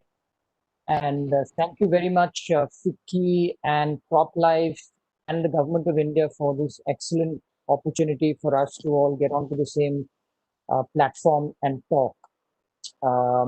It's very energizing to hear the level of alignment between what and what the government as facilitators are also trying to do. So I for one, am really energized by this whole discussion. We spend a few minutes just the perspective of a practitioner. So I work for Mahindra and Mahindra, which many of you might know as mechanization technology pioneers. We're the world's largest tractor manufacturer by volume and have a very large presence in India. But what some of you might not know is in the last 4 years or so, we've been working very hard on bringing digital technologies to farmers in India. So very focused, as many of the people have said, on the smaller landholder. And our vision is focused on helping the smaller landholder improve his or her prosperity, improve his or her income per acre. And about a year or so ago, we have created this new approach to farming as a service. I'll very quickly overview it. So farming as a service for us is our approach to hold a farmer's hand, them with different types of interventions depending on which stage of the crop cycle they're in, all focused on helping them either optimize their cost of cultivation or improve the quality and the quantity of their yield. So it brings together a range of services, and these include agronomy advisory services. They include rental services for machines, rental both of harvesters, tractors, rotavators, sprayers, etc., but also of digital services, and that's where drones, for example, would fit in. It includes apps which can help farmers on a day-to-day basis become better farmers. And it also includes high-tech precision farming services. And we have been working on 2 or 3 high-tech precision farming services, including imagery analytics, soil sensing, and so on and so forth. Now, through this experience that we've had in the last few years, we have 3 key learnings, and I'd like to share this with the group. And I'm sure many of these will resonate. Some of these have already been shared by Amberji, by Madam Bishwas in their own learnings as well. So the first thing is that irrespective of how good we think the technology is, unless we show value to the farmer, and when I say value, I'm talking rupees. I love the way Amberji talked about the money pit. The money is key to the farmer. So unless we're able to say on a per acre basis, this is your tangible benefit, and therefore it is worth doing this, you really don't have an ability to scale. So all roads, in our view, lead to specific value creation for farmers. Now, this has to be demonstrated to farmers. And like many of us, right now, when it comes to drones, what I would love to be able to do is doing that, showing value to the farmers. It's a complex area. There's a it is vision for the regulators. However, it would be wonderful for us to be learning on the ground. And I know there have been different pilots in terms of efficacy and so on and so forth. What I would like to be able to do as a representative of my organization is go out there and show farmers the value in terms of rupees per acre. That is really important. We have to make this a mainstream part of their lives. But if they want to adopt, if they have to adopt, they have to see the value. So show me the money for us is a very, very clear learning from any type of traction building for new technologies. The second thing is that this is a great opportunity for us to, and I've heard this again before in this conversation, build local and go global. So I think it fits in beautifully with the way the government is also looking at growing India's role in the global economy.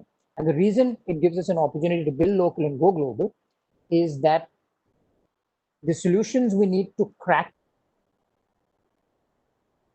affordable, they have to be very simple, they have to be adapted to exacting requirements. And there are many, many people across the world who would be consumers of solutions that we're able to incubate in India. So I think that a very big opportunity for us to create disruptive solutions for the Indian farmer, because unless we do that, they will not adopt it. And once we've done that, I think there is a global market for many solutions, and many drone-related solutions fall into that category. The third is, this is all about partnerships. I think I heard Amberji mention this as well. I cannot agree more. This is about working with different types of partners. And our experience in the last few years in the various digital technologies that we've worked with have two key groups of partners, and they're both equally important. The first is the technology partners, and these are startups often, and we have invested in 3 of them, who translate cutting edge technologies into farm solutions quickly, frugally. And this is really critical, because without this, you really don't have a product. But that is not enough. We also work with a network of on-ground service providers. So we need an ability to manage the last mile. And these people are critical because they educate, they influence farmers, they deliver the on-ground services, they actually handhold and make sure that the farmer practices change and get better. And for us, we consider them technology partners too from a go-to-market perspective. So it's important for us to spin this web of partnerships to actually scale on the ground. So to come back to some of the questions that were very specifically posed before I was introduced, I think that there is an opportunity for us to create a new industry which encompasses both manufacturing, because when it comes to drones, there's a huge manufacturing component to it, but also a services component, because you have to deliver these last mile services to farmers. And Madam Bishwas talked about the custom hiring, and Sundaram also talked about custom hiring. That's the way forward if we really want to scale this. I think if we're able to get this together and accelerate this, it will definitely power a new wave of economic growth for India. So with that, I'm just coming to the end of my comments. Thank you very much. Thanks, Mr. Ramesh Chandran, in highlighting that how important it is to create the value on the ground. And I would like to also highlight, you also emphasized on the partnership on the ground, so that, and I think that's the way to go. And I think everyone realized that farmer needs a lot of things, and then it's difficult for one entity or one institution to provide all solutions and services. So I think that's the way to go forward. And I think along the line, we all can create a lot of value, for the farmers. So thank you so much. Now, moving on to the next panelist, Mr. Ankit Mehta, who is co-chair, FICCI Drone Committee, and co-founder and CEO, Idea Force Technology. Ankit, if you can, share that these 2-3 things, that how you do see the key challenges which are being faced in India for commercial deployment. This is number one, not only in crop protection, but also, as I mentioned earlier, on the public health, especially the vector control and the other remote sensing operations. And linking it to that, I'm sure you might be having some global experience that how it is being implemented in few geographies, and what learnings we can take and deploy over here, which suits and meets the the key current challenges. Over to you, Mr. Ankit. Sure. Thanks a lot, everyone. It's an honor to be a part of this esteemed panel, and thanks to CropLife and FICCI for giving an opportunity to present my views here. what I feel, a couple of things I want to share before I move on to the challenges is that from picking up from where Mr. Ramesh currently ended, is that what I feel very importantly is that on top of bringing value to the farmer, there is a supremely important element which is of making it a viable commercial opportunity as well. So along with bringing value to the farmer, we have to bring in a lot of focus to also the fact that the technology has to evolve, especially on the spraying side, to a level where the total cost of ownership is positive for the opportunity and the price at which it can become scalable in the region. So a lot of focus, I believe, is required in that side, and I believe that we are almost an order of magnitude away in terms of the present costs of total cost of ownership of this technology on ground. So we need to work really hard in getting it there.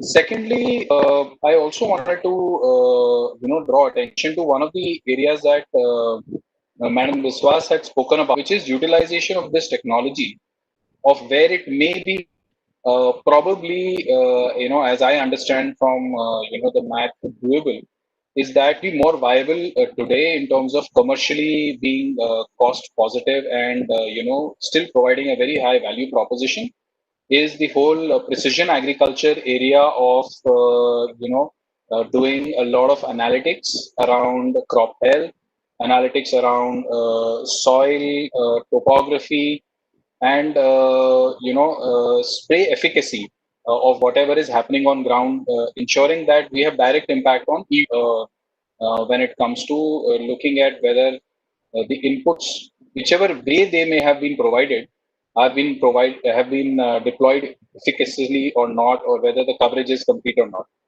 So this is one area which I feel is a very important area for all of us to consider in agriculture, because it may be economically viable to deploy precision agriculture today, whereas adding the layer of spraying is, I believe, at least an order of magnitude away at this point in time.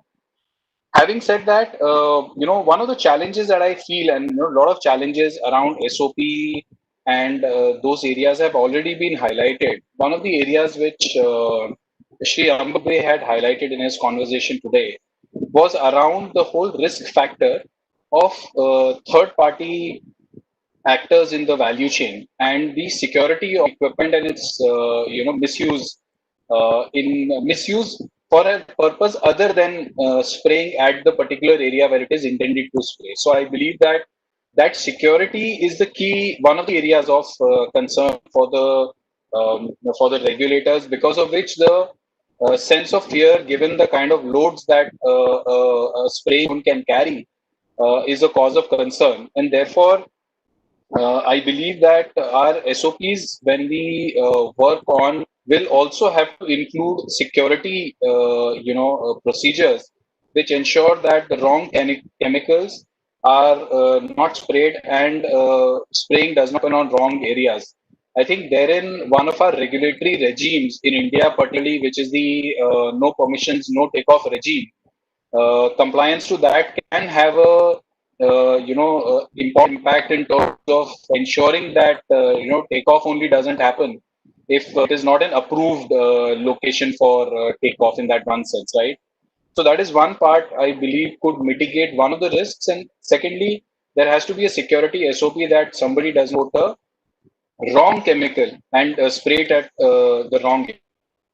Those will be important challenges to help mitigate the concerns that the regulators may have with respect to operations. Of course, with right SOPs, as also highlighted in our that FICCI and CropLife have jointly released, that a lot of SOP measures around making sure that sufficient distance is maintained from the neighboring farms, and a lot of those things can be implemented on ground to make this more efficacious.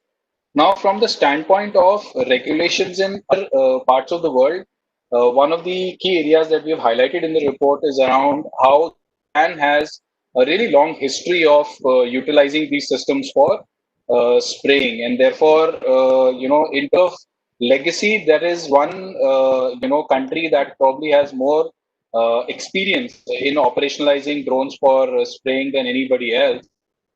From that, Israel is again a country where this utilization of drones for precision farming for spraying is also enabled.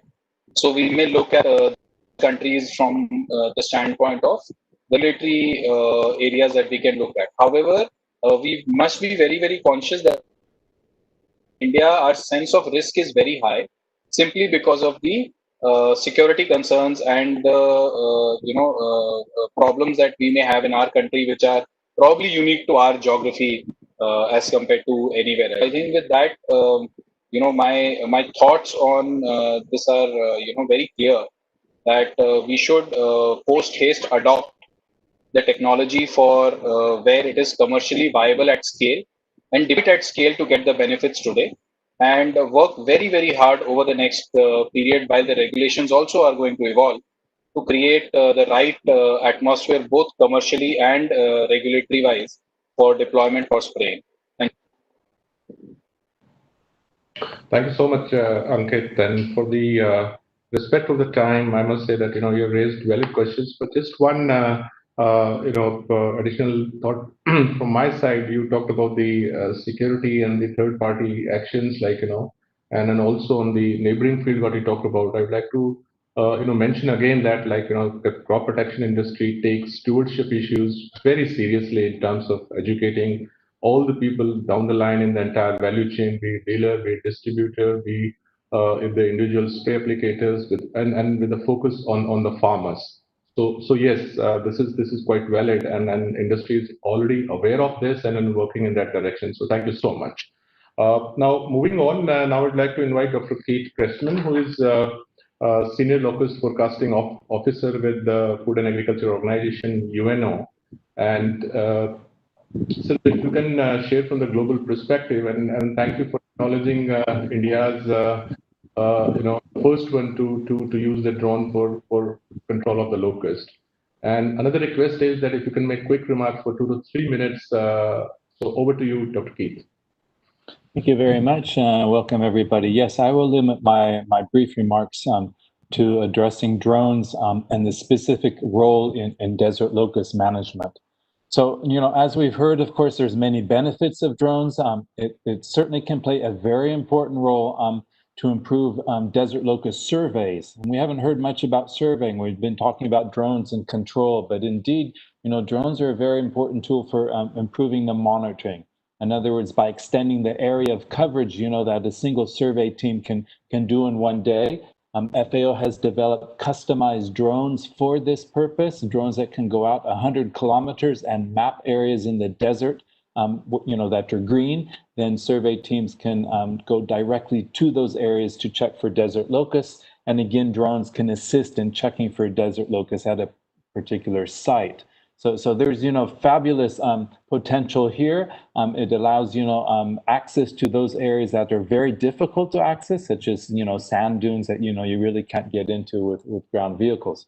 Now, in terms of using drones for control, indeed, a drone represents a new platform for spraying. We have existing platforms. We have, the handheld, the backpack sprayers. We have the vehicle-mounted sprayers. And of course, we have aerial spraying by fixed wing and helicopters. So, a drone can add, let's say, to the toolbox of, different options that a national locust program in a country such as India has. Another benefit, of course, is that drones can be used to reach areas that need to be treated that those other platforms cannot easily do. So one example could be the treetops. Swarms often land on treetops. These are very difficult to treat from ground with ground equipment and often too small to treat with aircraft. So here's a good role for drones. Other areas such as sand dunes that I've mentioned, difficult to access on the ground, drones could be used for controlling locust infestations. In addition, one huge benefit of using drones for control is safety. It takes the spraying out of the hands of the pesticide applicator and puts it into, you know, in the hands of a machine, let's say. And as many speakers have already alluded to, drone control certainly can offer more effective and efficient results. Now, having said, you know, the benefits, now I'd really like to raise, you know, some limitations of drones in control. Let's put our feet on the ground a little bit here. And again, I'm talking about desert locust control. You know, drones are only going to be able to treat small areas, mainly because of the limitations of the battery life and of the payload. You know, the areas to be sprayed with smaller multi-rotor drones are going to be small. So it's only going to be good for smaller targets, small locust hopper bands or small locust swarms. You know, a drone that can carry, let's say, a 10-kilo payload is only going to be able to treat about 10 hectares in about 5 to 10 minutes. But then you have to add the ferry time and the refill and the battery change time. So probably this means that, you know, a drone is able to treat about maybe 30 hectares in 1 hour, or perhaps up to about 100 hectares in 1 day. I mean, these are just estimates, but it gives you the kind of the potential of what a drone can do and what it cannot do. So in other words, when there's an extensive locust outbreak, you know, small drones really do not fit the scale of the problem, because you have to understand, you know, the target here is swarms, and swarms may be tens of square kilometers in size. So this is very difficult to treat, you know, with a drone. You need an army or a swarm of drones, you know, in order to do that. Now, we also have to, again, talk about the expense compared to ground and air platforms. You know, to operate a drone requires a skilled pilot or an operator with support, you know, from vehicles, chemical tanks, battery replacement. And here, of course, with desert locust control, we're always talking about ULV formulation. So ULV sprayers, ground sprayers, you know, they cost a lot less, and they can treat much more in 1 day than a drone can. And of course, they do not require a skilled pilot, but, you know, there is skill that is certainly required. So we have to consider, of course, drones will not replace these platforms. And as I mentioned, they are only supplement, then they offer, you know, additional means of trying to control locust swarms. The other point we have to consider, of course, is that, you know, desert locust control operations are in the desert. So there are desert conditions. And I would be concerned about, you know, the dust and the chemical ingress involved in drone spraying. You know, most small spray drones are not suitable for aggressive, you know, ULV formulations. So you'll need specialized pumps, hoses, and of course the ULV rotary atomizers. And dust and spray, you know, in the desert, which is very prevalent, you know, can be drawn through the rotary sprayers. The rotary blades and the small electric motors on the rotors are exposed, you know, and very open to the atmosphere. So, you know, there's some technical improvements that will need to be required before drones, you know, can be used under the desert conditions. In addition, you know, operations. Nobody knows how to spray desert locusts effectively and safely with drones. We have to be very cognizant of this, and we have not to fool ourselves. You know, desert locust control is very specific. In terms of using drones, we have no idea how high to fly them above the target or at what speed, and during what speed, wind speed conditions, during other environmental conditions. What technique should be employed? You know, what methodology of spraying? Can this be done at nighttime as well as daytime? You know, these are all questions that need to be resolved before we can use drones safely and effectively for control. India, for the first time this year, is the first country to try using drones in desert locust control. So this is very, very interesting. But, you know, this is a big subject to explore. And the technology, as we heard, is rapidly changing. Yet we need testing and we need evaluation in order to move forward. And so just to conclude and keep the time short, I want to suggest a few ways to move forward. And as we've heard, the Joint Secretary of the Civil Aviation mentioned, we have a grand vision, but we need to take baby steps to reach it. Otherwise, we will miss it. So one point is FAO certainly supports a very robust and pragmatic science-based policy framework for using drones in desert locust management, both survey and control. And we can use the current locust crisis in India to gain experience and learn lessons. And this experience and these lessons learned, they should be used to develop specific guidelines and standard operating procedures on how to use drones in desert locust spraying. And in addition, there are thousands of drones on the market now, but not all of these drones are going to be appropriate for desert locust control. So I would advocate to establish a drone certification program to ensure that the drones that are available and used for desert locust control are technically appropriate, they're safe, and they're effective. So with those few points of the way forward, as well as the benefits and the limitations of drones for desert locust survey, I'd like to hand it back over to the convener, and thank you very much. Thanks, Dr. King, highlighting the benefits and also some of the challenges. And I'm pretty sure that the usage of drone for locust control will definitely help providing leads on some of these challenges which you highlighted. The good part is that at least well in advance we are aware of these challenges, which will really help to to advance the adoptions in a right manner.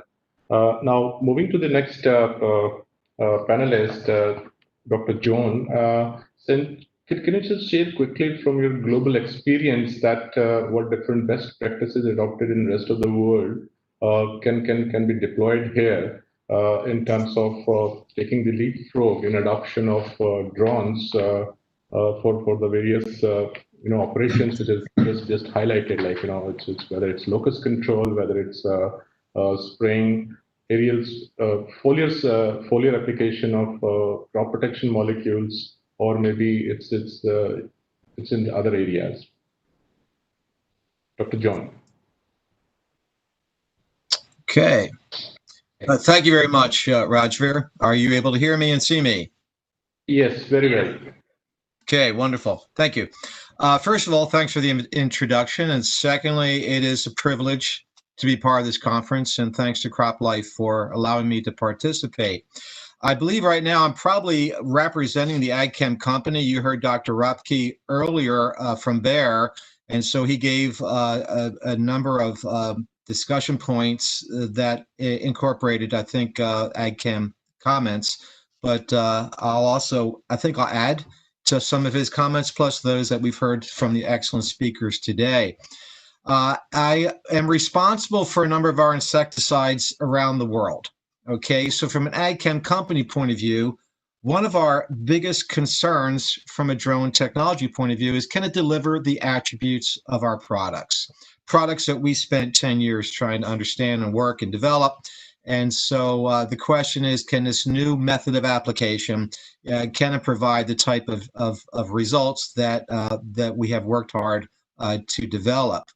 And it is a great opportunity, drone technology. There's no doubt about it, and I think you'll see that as a positive comment from essentially most, if not all, the AgChem organizations.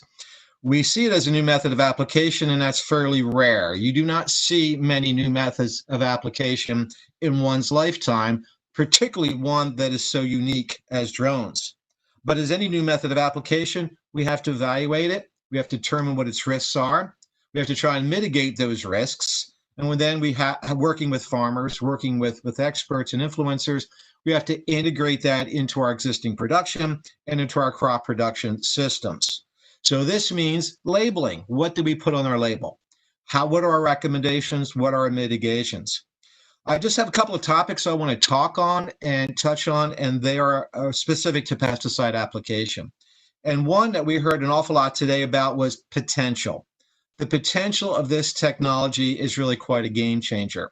Who would have ever thought 3 years ago that China would be spraying 30 million hectares of agriculture, which is what they did in 2019, double of what they did in 18, and that was double of what they did in 2017.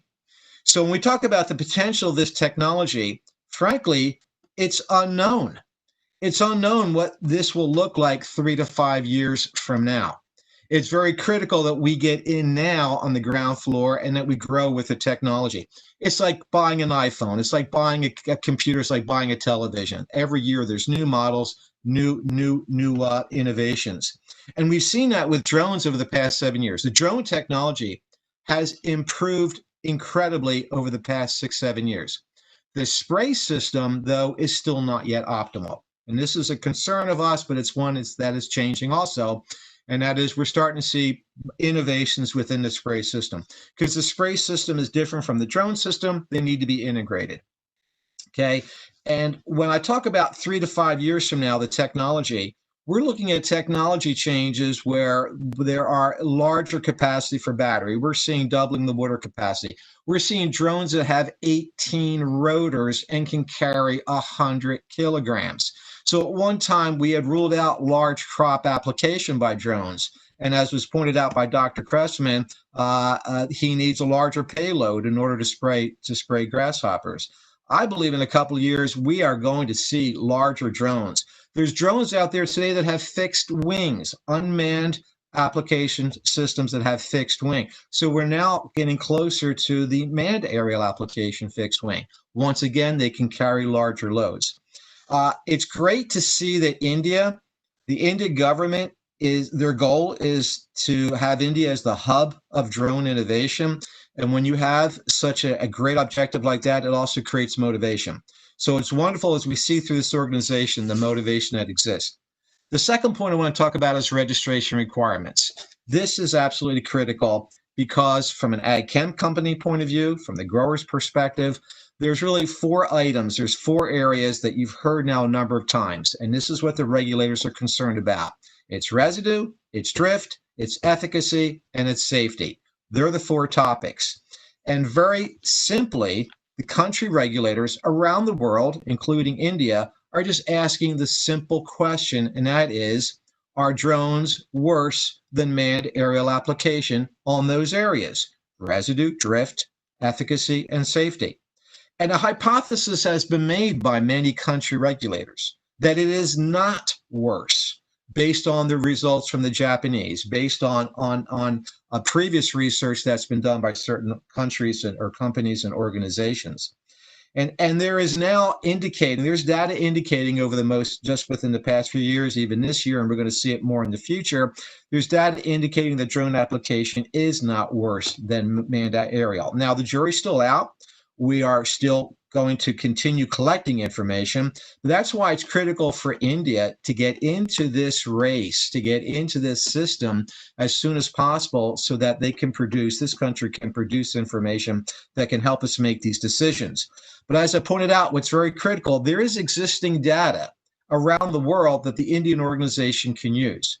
Okay, and so when we talk about the data with regard to drone application and is it worse or is it worse than manned aerial application, we're finding that some countries have put a stake in the ground. Okay, we talked about Japan. Japan has put a stake in the ground. They've said that they are exempting bioefficacy data, residue data, and drift data. This is quite a milestone, and it's absolutely critical. The United States, Australia, New Zealand, they have also exempted bioefficacy and residue and drift data. This isn't to say that they may change their minds within the next year or so as more data develops, but they are making that assumption that drone application is not worse than manned aerial application based in these areas.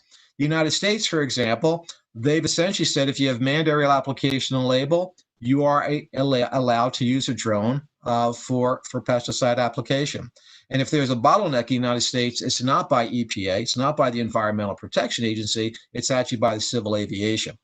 But as we're looking around the world, we see China also is allowing exempted bioefficacy residue and drift for the time being. we're seeing lots of countries. If you remember Dr. Repke's slide, where he showed all the countries, Malaysia, the Philippines, a number of ASEAN countries, who are being very proactive with regard to advancing this particular technology. Israel was mentioned a number of times. Israel has been very proactive in the use of drones. These are countries that we can learn from. Latin America, interesting area that we would not necessarily expect drone application. We found out just recently that some drone manufacturers have had record selling year. They've had record sales in Latin America, Brazil, Mexico, Argentina. So the drone fire is occurring around the world, and it is satisfying, but it also means that we need to work very hard to keep pace. So it's very critical for countries to keep pace with this technology in order to give their farmers a chance to improve their productivity and also to be able to compete globally. The third topic I want to talk about is more technical, and it's about those small technical details that impact efficacy, spray coverage, and drift. Okay, I mentioned before that the spray system research is still not yet optimized, which is actually quite amazing, because the effort or the work, the result that is coming from today's technology is still very good. 30 million hectares of cropland have been sprayed in China. And essentially, you would not get that many hectares sprayed unless growers were acceptive of that technology and it was doing what they expected. And that is with a sub-optimized system. And so there's more work that needs to be done on calibration of spray systems, the use of generic parts. A good example is there's a micron spinning disc. That micron spinning disc just cannot be slapped into any rotor, into any drone. You need to have the appropriate software and the controller. So there's these things that growers or certain spray operations may not be aware of. There's got to be more attention to the actual nozzles. With drone systems, you have lower pressure. And so because of that, the fans, flat fans, will put out a different type of spray pattern. And so all of this impacts deposition. It impacts the spray drift. It impacts coverage. And it's very interesting that when you work with manned aerial applicators, everything is about the drop effect. Dr. John, sorry to interrupt. Can you conclude in the next 1 minute, please? You bet. Absolutely. And so, again, there's lots of these small details that are very technical that we need to understand better, and more work needs to be done.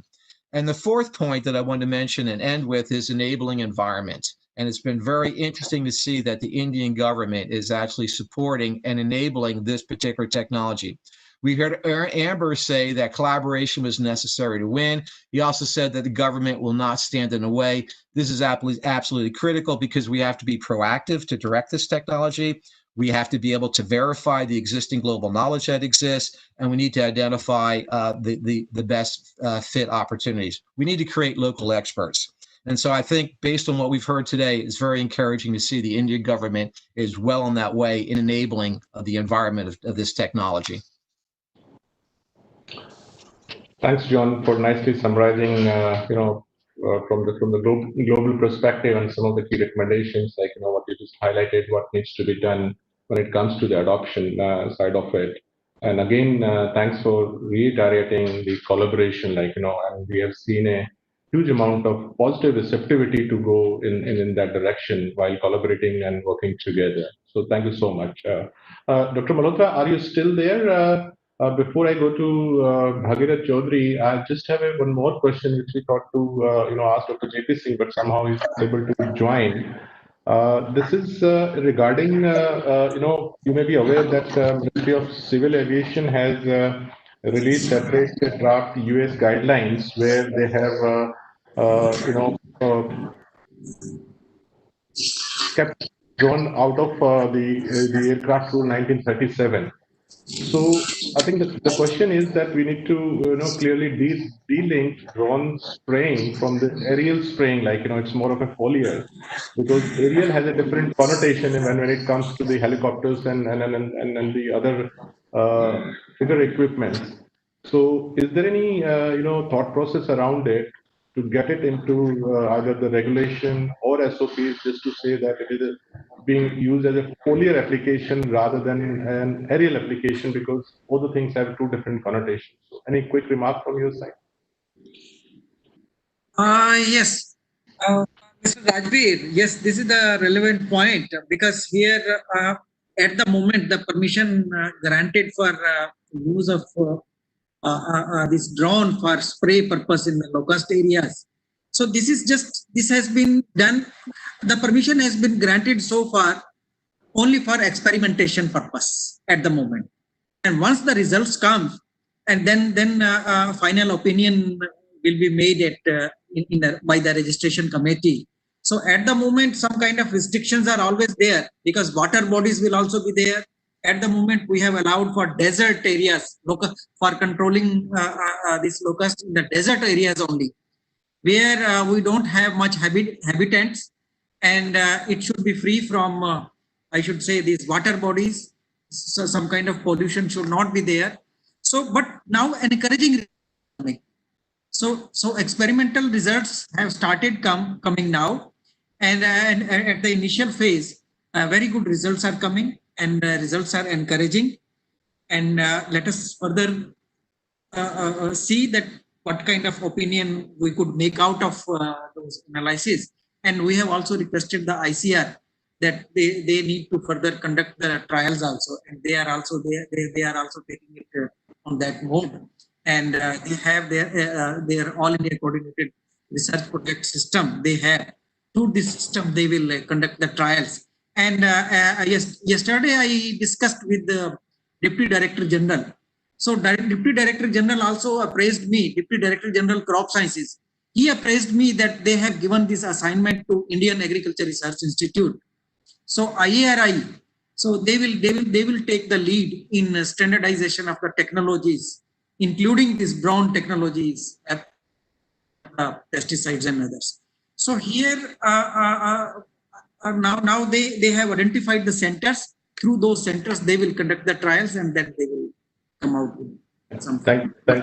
So at this moment, I could share only this information.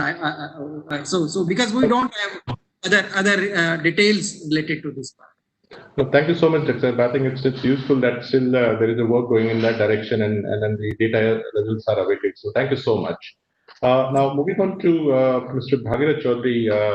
Bhagirath, can you share your thoughts on different ways in which benefit of the drone technology can quickly harnessed in the public health, food security, and also doubling the farmer income, and especially in relation to smallholder farmers, because you work a lot with the smallholders across India.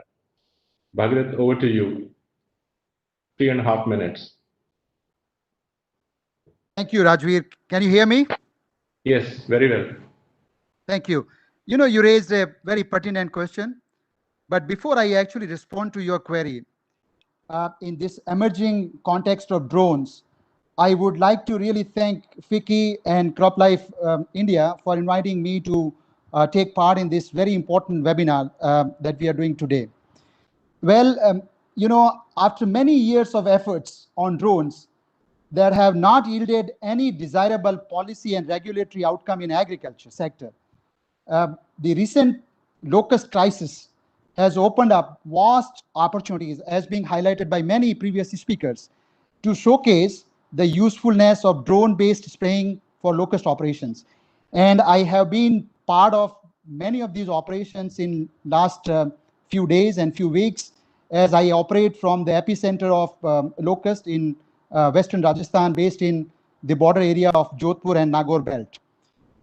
Not only the Ministry of Civil Aviation issued this conditional exemption, as alluded by previous speakers, but they also actually really were very prompt to issue addendum to use drone in night, which was actually 6 days after that the issues on 27th May, where the operations of locust actually through drones in both night and day was possible.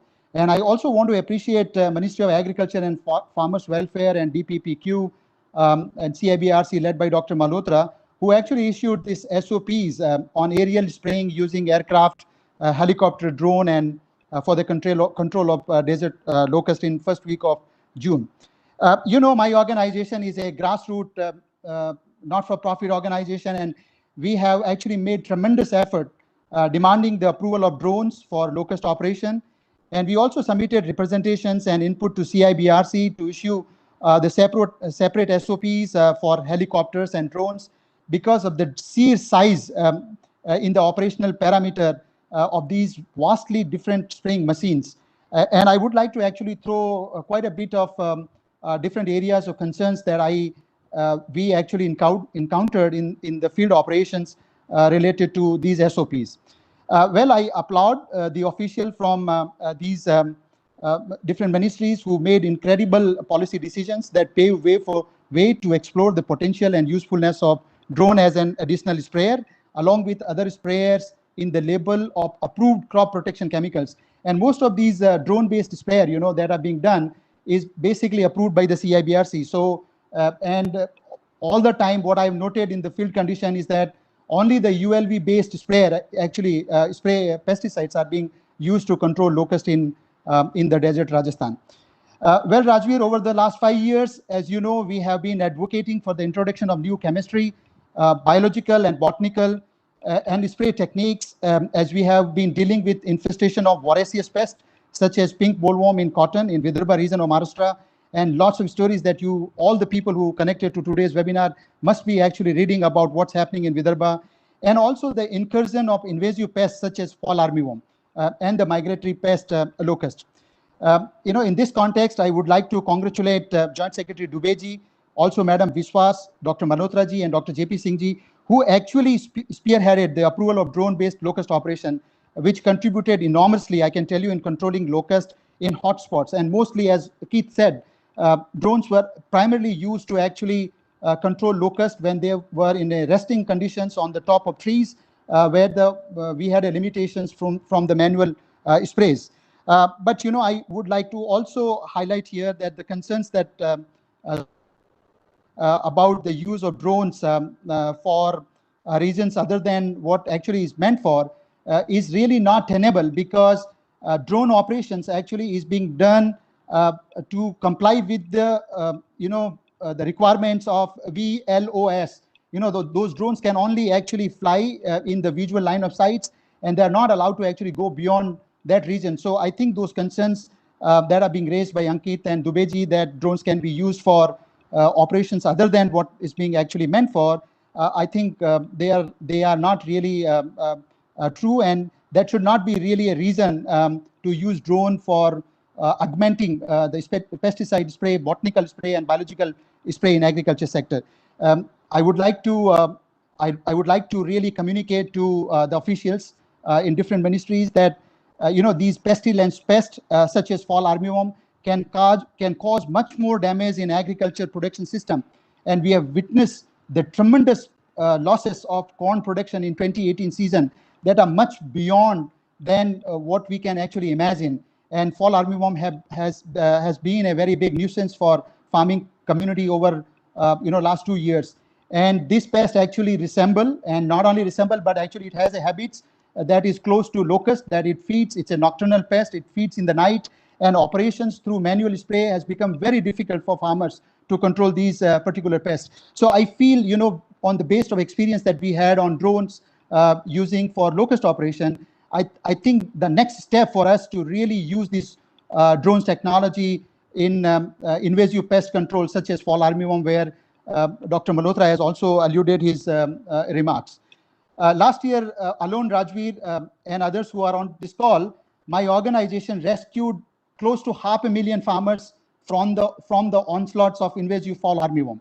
And as I said, which has become a very big problem, reaching out to almost 11 major maize growing states through a project that is supported by FMC, which is also part of CropLife India member company. But that public-private partnership project really helped us to overcome major problem of fall armyworm in 2019, and to the benefit of all who are connected on this particular webinar today. Last year, because of the operations from the Project Safal, along with the many universities and ICR system, we have been able to really control the invasion of fall armyworm and actually produce record corn production of 28 million tons. as I move forward, I'll take some more time to really come to very specific issues that I feel are important to address. Rajveer, I need a little more time before. So Bhagirath, 1.5 minutes more, please. No. Just need 2 minutes. Okay. I just want to highlight very important aspects. I think Dubezi is on the call, so it would be very important for him to really hear from the ground reality what's happening. So a couple of areas that I think it's very important if we really want to revolutionize the drone-based application technologies in agriculture. The number one recommendation that I want to submit it to the government authorities is that I want to request Ministry of Civil Aviation to simplify the civil aviation requirements of drone operation in agriculture. And I think there is a real call that we want to make to decentralize approval of drone-based operation for agriculture, the operations that are meant for agriculture, where ICR is calling it FICCI drones, to Ministry of Agriculture and Farmers Welfare through their system of ICR, KVKs, and create a regulatory oversight called Digital Sky Green Platform. I think the ministries can coordinate, but I think if decentralization can happen with the particular CAR which is enabling, I think that would really revolutionize the use of drone technology in agriculture. The second point that I want to really flag here is that the guideline that ICR has drafted, I think it's a stepping stone for Civil Aviation Ministry to look at that guideline and really modify the CAR so that it can actually enable the application of drone beyond the locus control. I tell you, this year, Dubeji, this particular pest, fall armyworm, is creating huge problem for farming community. And any kind of spray in the day actually doesn't kill this particular pest. So we need to really mobilize this drone technology to control this kind of pest. And simplification, enabling, and decentralizing this regulation is very, very critical to achieve the desirable objective. The one more point that I want to highlight, I have a couple of more points, but one important point that I want to highlight is that in the on 1st December 2018 guideline by DCGA, there is a particular section called 26 of RAPS, which states that the drone is not permitted to discharge or drop substances unless that has been specifically permitted by DCGA, and such permission is mentioned in UA OP12. There's some clause there. Now here I want to really make a call to the Ministry of Civil Aviation through Dr. Malhotra ji and Ministry of Agriculture that all the approved pesticide, the pesticide that are being approved by CIBRC, they are being approved after a rigorous risk assessment has been done. So if we are using those pesticides which are approved for the dose, crops, and the duration, in that case, this particular clause should not apply. Otherwise, you will not be able to actually undertake any of the spray without the approval of MOCA, and which is really not doable in case of the agriculture operations, where actually you need to fly drones every 10 minutes or 20 minutes or 15 minutes to actually spray these pesticide in different part of a field. The last point, Rajveer, that I want to highlight here is that there's a SOP approved by Ministry of Agriculture and through CIBRC. I think this particular SOP, Dr. Malhotra ji, I want to refer this particular SOP to you. We have submitted a very extensive changes that are required in these SOPs. These SOPs are actually almost verbatim from the SOPs that are actually being issued by FAO for aerial spraying through helicopters. And therefore, I would request you to really come out with SOPs that are very specific to drone and not actually link it to the SOPs that are required for aerial spraying through the helicopters. These are some of the points that I thought I would like to highlight, and there are other points, Rajveer, that I have which I would share with you guys and also with the ministry so that the appropriate action can be taken. Thank you so much for this opportunity. Thanks, Bhagirath, for providing useful and comprehensive, feedback and your experience while working with smallholders. You mentioned about fall armyworm and also the suggestions specific to drone and how it can be taken forward. So thank you so much. So we appreciate that. Sumit, I know that we are already 30 minutes late for the program, but if you agree, probably I can take 5 to 6 minutes more by requesting 3 special invitees for take 2 minutes each. And especially, I would like to begin with Dr. Manjeet Singh to have the state perspective I think that will be really helpful. Dr. Manjit Singh, if you're able to hear, so quickly, just for 2 minutes, if you can provide the state perspective on this. Over to you, sir. Dr. Manjit Singh?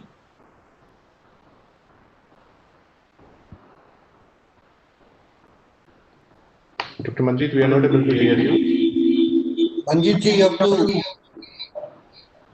unmute.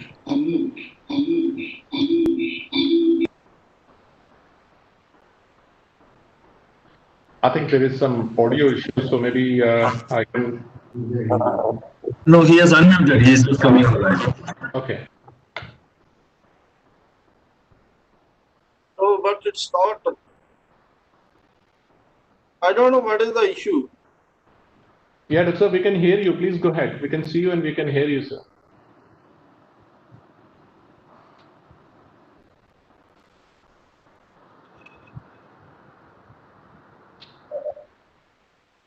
Hello. Sir, you're audible. Please go ahead. You're audible, sir.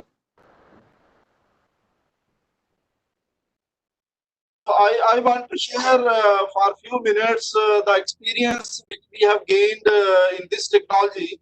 So from last one year, we are collecting data for different crops. Like we have started working on cotton and then wheat and then this rice also. So for each crop, I want to add some this advantage of this technology. As for the cotton crop, there is especially this white fly attack is there. So to control that white fly, because this resides at the bottom of the canopy as well as underside of the leaves. So this technology is very good as there is air push of this spray. So due to that push, this spray coming at the bottom of the canopy as well as underside of the leaves. So that is a very effective control on this cotton crop. And for the wheat crop, this is good for the weedicide spray. We have collected data, so this is good for the weedicide spray also. And for rice crop, as because this is submerged field, there is a lot of water in the crop. So then this technology is also very good for the rice crop. So this is our experience in this using this technology. And some issues, very pertinent issues. First is that as this already discussed, lithium polymer battery. So this is having very lesser endurance time. So this we have to do some research or we have to get technology from different countries that how this endurance time of this battery can be increased so that there is effective use of this technology, or our IITs can be also used for this research in this area. So this is first issue. Then nozzles, as ULV nozzles are already available, so we are using ULV nozzles. But anti-drift nozzles are also available in some countries, so we have to use those anti-drift nozzles for this drone. And then as their spare parts and this repair and maintenance, so I think startups are coming slowly, and they will take care of this part. And last my this is that as now policy and guidelines have been framed by under the chairmanship of DDG Engineering. So how those have to be implemented actually in the field. So we have to think of that. And being in a university or in research organizations, so we have to give this some freedom to conduct these research and trials using this technology for the different crops, especially for the orchards. We can start from the orchards. So this I want to say. Thank you. Sumit, can I Sumit, hi, there's Amber over here. Can I just step in for 10 seconds? Yes, sir, please. Yes, so, yes, sir. First of all, congratulations to Mr. Manjit Singh for all the great work he's doing. Just I want to respond to that one point about the endurance. Sumit, I would request you to just share that film that the drone entrepreneurs have produced on the journey of the drone industry. And there you see there's a beautiful clip on Anna University's petrol engine driven drone. So that has an endurance of 45 minutes instead of 15 to 20 minutes that most of the other drones have. And this is one way that we can address this huge challenge that we are facing from our northern neighbor. Okay, and please support that. That drone is actually working in Rajasthan for locust control. The results are fantastic. In fact, now the Agri Ministry is coming up, has come up with a new tender wherein a separate category has been created for engine-driven drones. So these are petrol engine-driven drones where the power source is actually going along with the drone up there, and it's producing the electricity which is driving the motor and the propeller. So this is giving almost 45 minutes of endurance. Just thought I'll share that with you. Thank you so much, and all the best, Mr. Manjeet Singh. Thank you, sir. Thank you. I'll share that film with all the participants. Thanks. So thanks, Mr. Dubey, for bringing the notice of everyone. Thank you. Ms. Siani, if you're there, quickly 2 minutes from the regional perspective. Thank you. Thank you, Rajveer, for the opportunity to let me have the opportunity to speak for a couple of minutes. I just want to clarify some of the discussion here. First and foremost, the newer generation of drone right now flies up to 30 minutes per charge on a single battery. And there are a whole lot of battery packs that can be brought to the field with super cooling that can allow simultaneous change of batteries. And then the current drones, one single controller can fly 4 drones. So again, you have the field efficiency. It's no longer a single drone control. Again, to the secretary, I can send you the videos of where the drones are being controlled by one single person controlling multiple drones. That's number one. Number two, farmers are at our heart. That is a core where we exist and why we want to develop technology. But not to forget, India is a very big country. There are different sizes of agriculture, some commercial, some semi-commercial, and subsistence farmers. So we should let the technology grow with the people who can adopt the technology, meaning the commercial people who can put in the drone flyers. That is where we want to have the drone flyers, the professional who knows what to spray, how to control the drone, and be able to apply safely across the farm that we are using. And with that, in China, it suddenly grew up into a new industry where service provider from graduates who went into agriculture to provide a service, even down to the retailers that are providing suppliers drone service to the farmers. So it creates a different industry. That is where India's startup community can come in. I think just now our speaker just mentioned about that also. So there is tremendous opportunity. Then go with the large scale, the semi-large scale. Then in the timeline, let's nurture and reduce the risk by training the smallholders with the local community, with the KBK, Baramatis, and etc., to hold the hand of the small farmers so that they can benefit, whether it's rental, drone, etc. But let's have the regulation that allows India agriculture to benefit from the technology and not to fall behind. So India and China in terms of agriculture scale is almost the same. It's 0.5 hectares per farm. So there's great opportunity that you can learn from other countries. John Beyond has tackled about the spray drift, the regulation. I'm not going to go on that.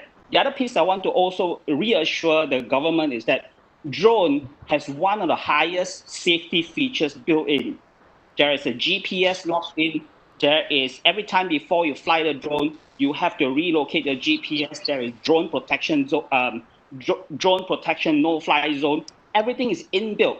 Of course, that's where we try to prevent the unscrupulous use of the drone differently, but under good condition with the drone flyers, these are all protected that we don't have any unwanted incident while using the facility. So across the region, many countries have very similar crop protection regulation for the use of drone in terms of whether it's MRL, whether it's in terms of drift, etc., where John and again, Beyond has articulated clearly. So those are the few things that we are able to build a new industry to bring India's agriculture to the next step while having the small farmers community at hand so that we can move together. Thank you, Rashid. That's the 2 minutes. Thanks, Yanni, for highlighting those additional things, especially on the flight time. I think that's pretty clear. Now, I'm just requesting, last but not the least, One, Mr. R.J. Agrawal, who is Chairman Dhanuka and also the Chairman of Agrochemical Subcommittee on FICCI. With my humble request with folded hand is to say in 2 minutes, because we are already 40 minutes over the time. Mr. Agrawal, over to you, and in 2 minutes, please. Thank you, Rajvi. We have listened so many things from technical experts. I'll discuss in my 2 minutes just commercial aspect. You see, our farmers are interested and concerned how their income can be increased. And this technology of great help for in reducing their cost of operation and increasing their profit. For example, I showed that China agriculture area is less than us, their rainfall is less than us. But in spite of all this, their GDP of agriculture is 3 times in comparison to our country. And one of the region which I foresee for this less GDP in our country is non-availability of Dr. Manjeet Singh, can you please mute your audio? Thank you. Yes, Mr. Agrawal, go ahead. So, the biggest problem is the latest technology which is available either in the field of crop protection chemicals or an identification of soil deficiencies or use of nutrients or use of stimulants, is irrigation. We still use flood irrigation. If we use science-based this technology and which can be driven by drones, and my humble request will be to Mr. Dubey, Ambar Dubey, who has been very, very cooperative. Now, News Joint Secretary, Mrs. Vishwas, how fast we can finalize the guidelines, and similarly request to Dr. Malhotra, how fast we can finalize the issues related to CIB and the pesticides which are already approved for use on particular crops. If we go there by adopting new generation of data, then it will be taking long time. And whatever data is available, on the basis of same data, if we should allow the use of drones, and these drones can be brought by some, commercial companies like crop protection chemical companies or seed companies or FPOs or KVKs, whatever way government want to support.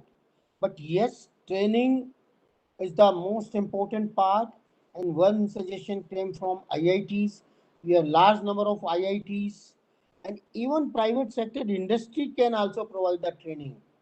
So how fast we bring the new technology and make it available to our farmers? So the vision given by Honorable Prime Minister of doubling the farmers' income by 2022 and making India a $5 trillion economy by 2025 can be achieved. Thank you very much, FICCI and CLI, for organizing and giving me this opportunity. Thank you very much. Thank you, Mr. Agrawal. Truly appreciate it on your suggestions, both on the commercial side and also on the regulation side of it. Thank you so much. Just before conclude, I would like to take a few minutes and want to conclude this session in 2 sentences. The number one is, we have seen in the previous session and this panel discussion, I think there is a clear-cut convergence of willingness to work towards that, how we can make drone reality while addressing all safety concerns, regulatory stewardship issues. So that's really the good part, that overall there is a convergence of thought process and the willingness to move forward. The other is, I would like to thank every panelist who has really provided straightforward, the perspective and what are the issues and topic need to be addressed in a collaborative manner. And I also like to thank Mr. Amber Dubey for staying until the conclusion of this workshop. So, Mr. Dubey, we truly appreciate it. So, over to you, Mr. Raju Kapoor, for conclusion, summing up and a word of thanks. Over to you, Mr. Raju Kapoor. So thank you so much, Rajveer. I think this has been an exhilarating day. And who better to kick it off than Mr. Amber Dubey? I think the kind of energy that he puts in all of us is phenomenal. So, okay, all right. So let me just quickly say, here is an opportunity for all of us in India to build a new industry altogether. And this is, I think, like somebody said, you get this once in a few decades that you get an opportunity of this magnitude of this kind. So the key ask for us, right from the Prime Minister downwards, is how do we take agriculture to the next level? We have these key issues mainly around sustainability of agriculture. The issues around natural resource utilization, the issues around how do we reduce the impact of agriculture on environment or on the rest of the users of the agriculture system. So I think that's one place where this drone technology fits in absolutely and bang on. We saw very clearly and that three key asks that we have from especially the crop protection industry is precision. It's about efficacy, and it is about safety. I think Dr. Biog brought this out very, very vividly, and we have this clearly captured that this is one technology that will deliver us that. I would say that today's deliberations, one of the challenge that we all need to take is the vision that Mr. Dubey gave of targeting at least 1 lakh villages over the next, let's say, 4 years or so. If we can have that as a vision to move forward and make sure that it reaches the technology reaches the last mile. It should not remain a demonstrative technology. It should be a transformative technology. Your suggestion, Mr. Dubey, about affordability, I think that's what a very critical one, because somewhere if we can link the new FPOs to the drone technology, so can FPOs be the hub through which drone can take the technology down to the farmers, so that you have farmers controlling the technology itself. So, I mean, those are very interesting ideas that can be looked at.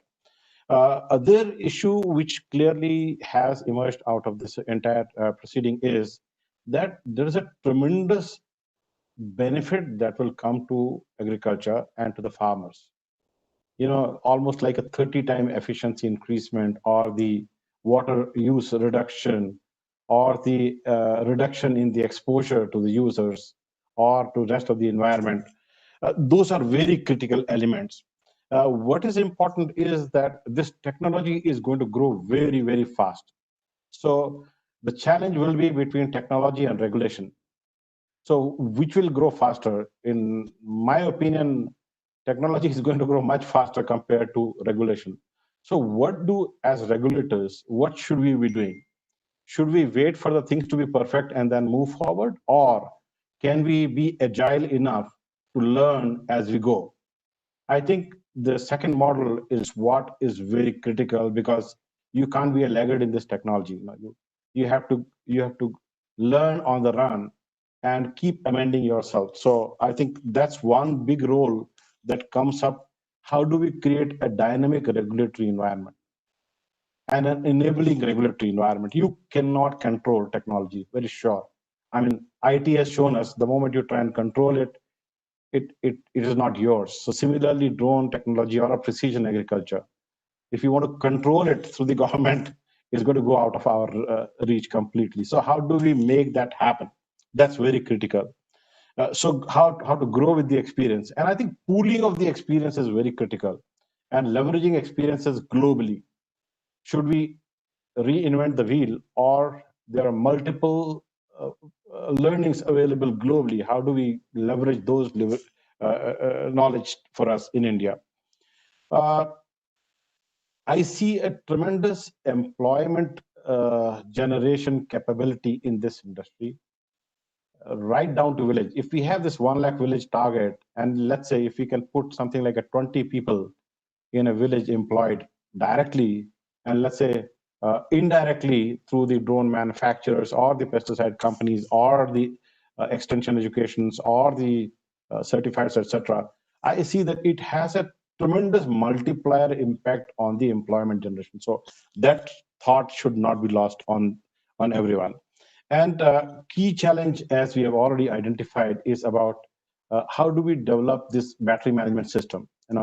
I have seen I've seen this Anna University model. It's a great model, but can we look at, we have these example of Teslas and everybody. We are already moving in the electric mobility. So can we learn from that into this game and create a much viable option which does not load our rural areas with a lot of what we call as a repair and maintenance industry should not be there. I think we can look at how do we build on this one. This has to be a common agenda, both for the government as well as for rest of the people. Training is one major area, because a large number of people will have to be trained. This is a very critical area. So after regulation, training is something that kind of comes on top of my mind, and how do we train the people? So I think the training infrastructure, the protocol, the modules, and execution of that, capturing that at the grassroots levels and saying, okay, here is the certification. So the certification process has to be rather robust, and it needs to be a continuous evaluation of the pilots. Similarly, I think one of the questions which has been marked clearly is what kind of formulations will go. I think we saw from Dr. Byok's presentation that in their trials of the 55 trials they have done in China, they have clearly seen that almost 70 to 80% of the formulation, same formulation, have been adapted to be used through drones. So, the insistence on moving for a new formulation type, because the moment you go for a new formulation type, you will talk of all the related data, and I think you're talking 3 years time lag. So that is something which is a challenge. What is also very interesting is this, for how do we create this partnership model that we're talking about? I think the corporates and the startups, how do we bring them together? How do they come together on executing? Not all of them can do at all places. So maybe, if we can develop those centers of excellence and a learning system which keeps throwing back the learnings to some central system, which then disseminates it across the country, that could be a very interesting area. With this, I think I would not take much time. There is a great, I think I heard Dr. Malhotra also talk about, how a CRIP system and the other systems can evolve themselves to adapt to this need of faster data generation and pushing the data back to it. I think John very clearly demonstrated how countries like China have moved straight away 30 million hectares in 3 years time flat. So what can we learn from them? What can we learn from their system and bring it in? That's very important. The application related equipments, the nozzles that we talk about. So how do we maintain the effectiveness of the molecule? The same way as we had planned it, as we had evolved it, how do we translate that down to farmers' field? It's very important. So I think with this, let me just use this opportunity to thank, first of all, Mr. Amar Dubey, Dr. S.K. Malhotra for being very candid and very supportive, Madam Samitra Vishwas for putting up a new vision, Dr. Alaga Sundaram. he has been a champion himself. So thank you so much, Dr. Bjork, Mr. Rajan Luthra, for being what we call as a drone warrior. Then we have Dr. John himself. I think he's a great knowledge, and thank you, John, for sparing so much of time for India. We are learning a lot from it. I would also take a lot of learning that Dr. Keith Chrisman has given for us for drone, especially on the locust. So how do we incorporate that knowledge will be one area that we need to work on. Thank you so much, Ankit. I think you are one of those fountainheads that we need to learn a lot from. Mr.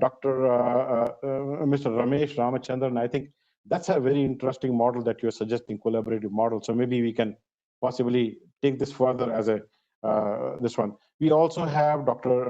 Mr. Rajendra here from CropLife, Mr. Sanjeev Lal, Mr. R.J. Agrawal, Mr. Chiang Hee from CropLife Asia. Bhagirath, thank you so much for bringing in the raw inputs into the discussion. This is right from the field, the hot ones. Thank you so much. Dr. Manjeet Singh, I think you sharing this knowledge is very important because it opens out the opportunity metrics. So with this, let me also give a big round of thanks to all those who made this possible. This has been a tremendous amount of effort. I think there has been a lot of effort put in, led by Rajveer, the whole team, Sitava, and then we call it a crack team from CropLife. We had Joydeep there, Sangeeta, R. Vidyanathan, Yuvraj. They have burned many nights midnight. So thank you, each one of you, a great deal. From a FICCI side, I think this is truly called private-private partnership. So I think thank you so much for taking it to this next level. With this, let me just hand this back to the organizer. And let me also, last but not the least, all the 550 participants, I think this must have been a very enriching experience for you. We need to now learn from all of you. So maybe it's important that you attended, and I'm very sure you would have gained out of this. So thank you so very much. So back to FICCI and back to the control room. Yeah, Sumit, over to you. Thank you, Mr. Kapoor, and thanks, Mr. Rathi, for moderating that very interesting panel. And with this, we come to the conclusion of this very, very interesting webinar. And as was mentioned in the beginning, in the initial session, this is just sort of a beginning, and the discussion paper which we have released will be shared through email, though it is already live on the website. One can download, but we'll be sharing it with the email as well, through the email as well. And please feel free to share your comments, your inputs, your advice. We will be looking into that and creating a report, a final report out of that, and submitting it to different departments of the government at MOCA, at Agriculture Ministry, and other relevant government departments. And we really look forward to strengthening this partnership between FICCI and CropLife going forward. And my personal thanks to you, Asitava. Thanks for leading, and to you, Mr. Rajveer Rathi as well. With that note, thank you, everybody, and have a great day. Thank you so much. Bye-bye. All the best. Bye-bye. Bye-bye. Bye-bye. Thank you.